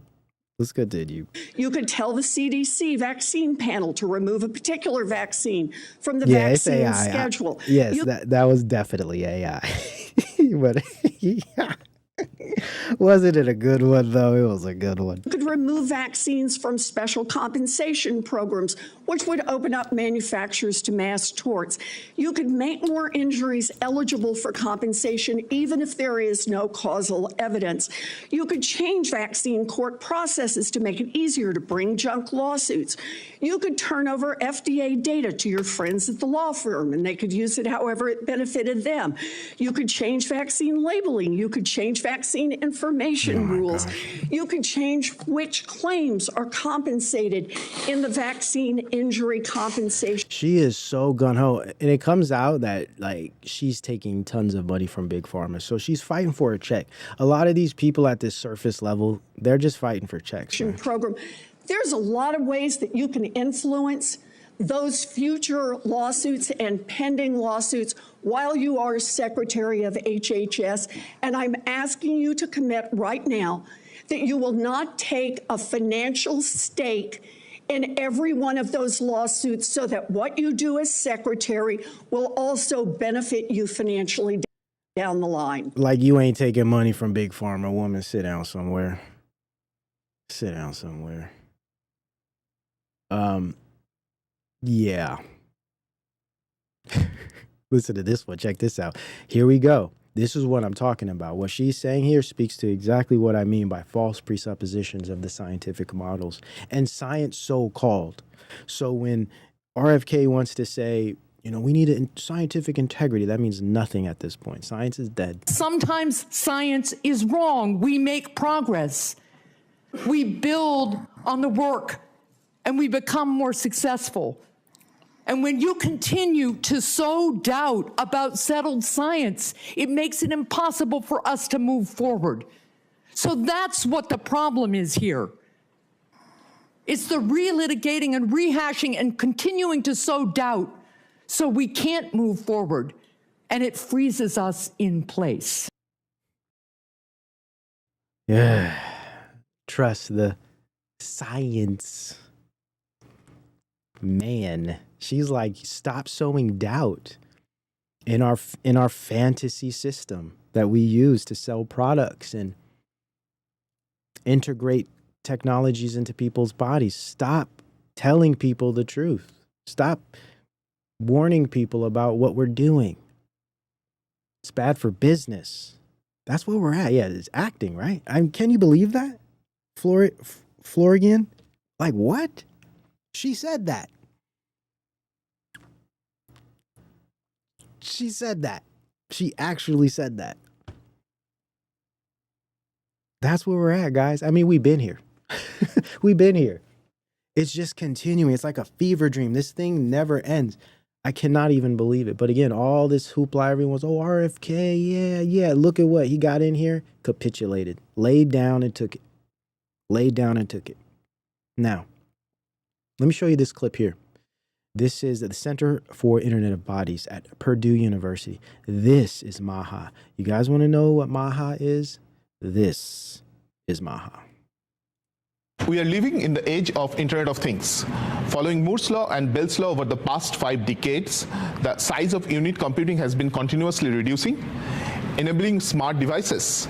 And some of these devices are around, on, or even in our body, forming a subset of Internet of Things called Internet of Bodies, or IOB. These IOB devices are going to transform medical electronics, consumer electronics, augmented and virtual reality, human-computer interaction, brain-machine interfaces. These IOB devices, forming a distributed network around the body, is going to augment human body with superhuman capabilities in decades to come. Purdue Engineering has leading strengths in sensing, computation, communication, actuation, and energy subsystems that is required to enable this IOB vision, including the leading... You guys remember this paper? We covered this paper, I think, in 2020, 2021. So, yeah. Technology of body communication, of using body as a wear, that gives us physical security and 100x lower power compared to Bluetooth. We also have leading hardware security and hardware AI centers. So now you know why big tech is so as well as so gung-ho about this future of medicine and this future of Americans' health. Now you know why they care so much out of nowhere about our health. If the American government is, you know, having a golden age of technology and going to be leading the world in blockchain and AI technology, it would make sense that their MAHA movement is going to integrate these types of systems. I'm just showing you the science behind that. This is making America great again. This is making America healthy again. There's a strong ECE and BME department and engineering medicine collaboration with IU School of Medicine. Purdue Engineering has now formed the world's first Center of Internet of Bodies to bring all these leading academics and expertise together. Where connectivity, security, and intelligence meets human body to transform lives. Sounds like saving lives, right? Same sales points. To propel the future of Internet of Bodies by bringing together connectivity, security, and edge AI to transform and enrich human lives. Yeah. All right, bro. All right. Whatever you say. Oh, well, to follow up on that one, interesting. China's cheap open AI model DeepSeek thrills scientists. You don't say. DeepSeek R1 performs reasoning tasks at the same level as OpenAI's O1 and is open for researchers to examine. Interested in science, huh? Biology, most likely. Goodness. Oh, and here, now we're seeing, and we'll hear more about this, RFK Jr. backing out of some of his biotech investments, I think to damage control. Let's check this one out. This is from statnews.com. RFK Jr. invested in gene editing biotech, is owed millions for book advances, disclosures show. Trump's health secretary pick will divest stocks, exit roles to manage conflicts of interest. Oh, he's only doing it for his position, or is he doing it because he knows it's transhumanist? President Trump's nominee to lead the health department, Robert F. Kennedy Jr., invested in gene editing technology and is owed substantial advances for several books, according to financial disclosures released ahead of his confirmation hearings. The disclosures give the clearest view to date of RFK Jr.'s investments, employment, and potential conflicts of interest. They show that he plans to divest stock holdings, including stake in biotech firms CRISPR Therapeutics, AG, and Dragonfly Therapeutics, all companies we've covered in the past. He's also stepping down from roles at his law firm and at the anti-vaccine nonprofit Children's Health Defense.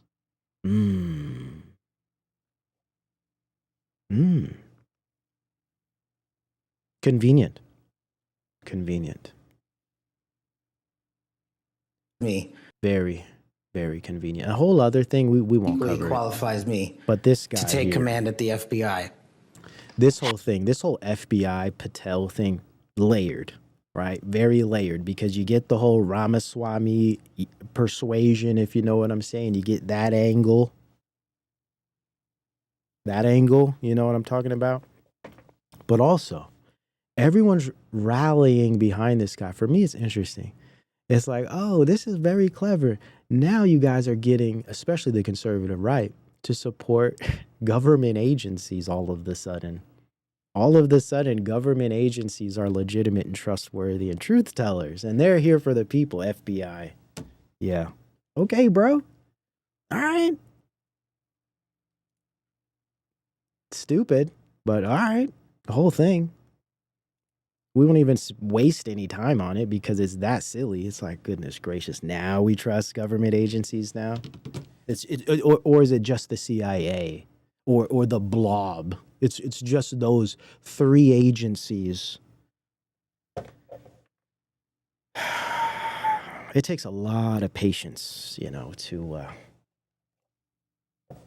accept all of this idiocy. But again, these people are paid. A lot of these guys are just paid, to do this kind of propaganda. Where is this? I want to really find this this really good comment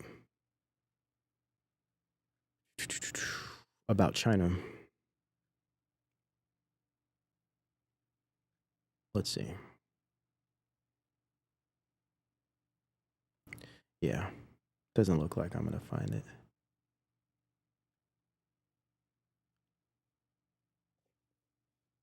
What are you guys saying here in the chat? I just got here. Did they say anything about the two airplanes? Yeah, we started off the show with that. It's just a crazy situation. It's clearly organized. There's something going on with it. At this point, it's so hard to really know. There's just so many operations happening at once. Combined disaster card. All of the cards right now. It's like, damn. For real? Yeah, I don't think I'm gonna find this. Okay, maybe it's on another. Let me check this one. Oh, cringe, this guy. Let me check this one here.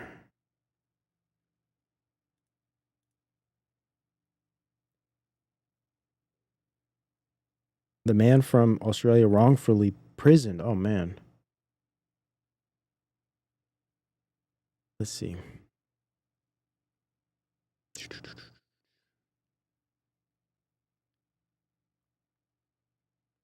Man, I wish I would have saved it. It was just a good comment that was saying, like,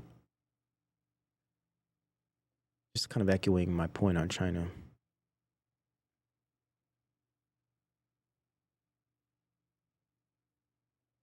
Okay, that's fine. All right, guys. Let's see. I think we rounded it all out today. Not under 3, but we got close enough. Let's see. Let me pull up my slides, see what we got. I think we got through all the slides too. Oh, speaking of slides, this whole thing too, there's a whole digital currency thing. We got Trump and the DeFi. And I saw this Federal Reserve Board announces it has withdrawn from the network of central banks and supervisors for greening the financial system. It's just interesting things happening. So many interesting things happening with currencies. I don't know. It's just so much going on. But this is definitely a big angle. Trump is like all about, putting out, we're gonna lead the world in crypto and all this. And then when you really look into it, a lot of it, this is Project 2025, man. Everyone's worried about this pseudo-Christian angle. Nah, man. That's the ruse. That's the ruse. And this agitprop, get the left all up in arms and get the right all proud and puffed up, Get the Christian nationalists, on board. That's all that is. And it isn't to say we don't need to rethink values and reestablish values and all that, because we do. But it's fake. It's not legitimate. It's not sincere. And the fact that people think any of this is sincere is just a little mind-blowing to me. This whole idea of, you guys are black pillars. It's like, no, we're being real. We're being honest about this entire political system here. And those that continue to contribute to it and enable it are part of the problem. Simple as that. But he didn't put his hand on the Bible. Yeah, a lot of people made a big deal about that. I'm not surprised. That dude ain't a Christian, man. Come on. Right? Should we be surprised? Should we?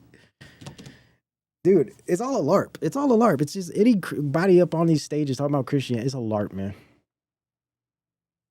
And it's just the truth. It's not about blackpilling. It's actually the truth.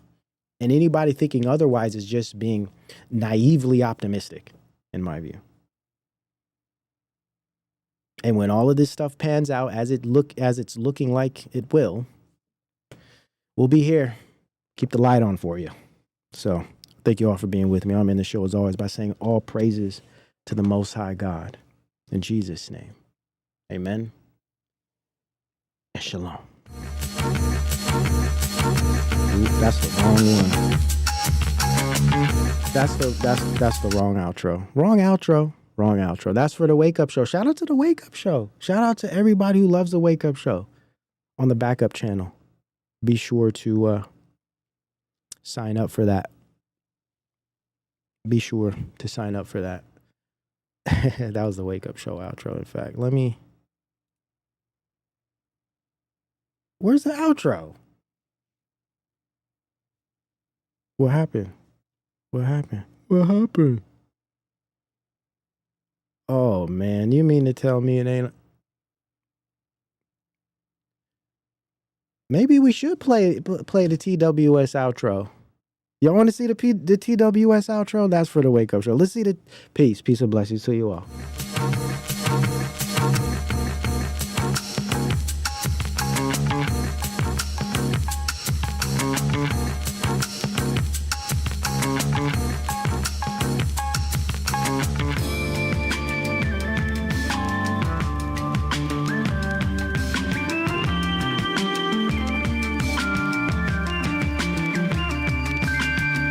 Please do not forget to tip your server.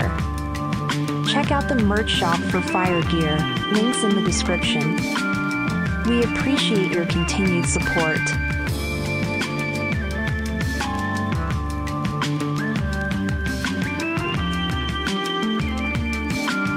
All praises to the Most High.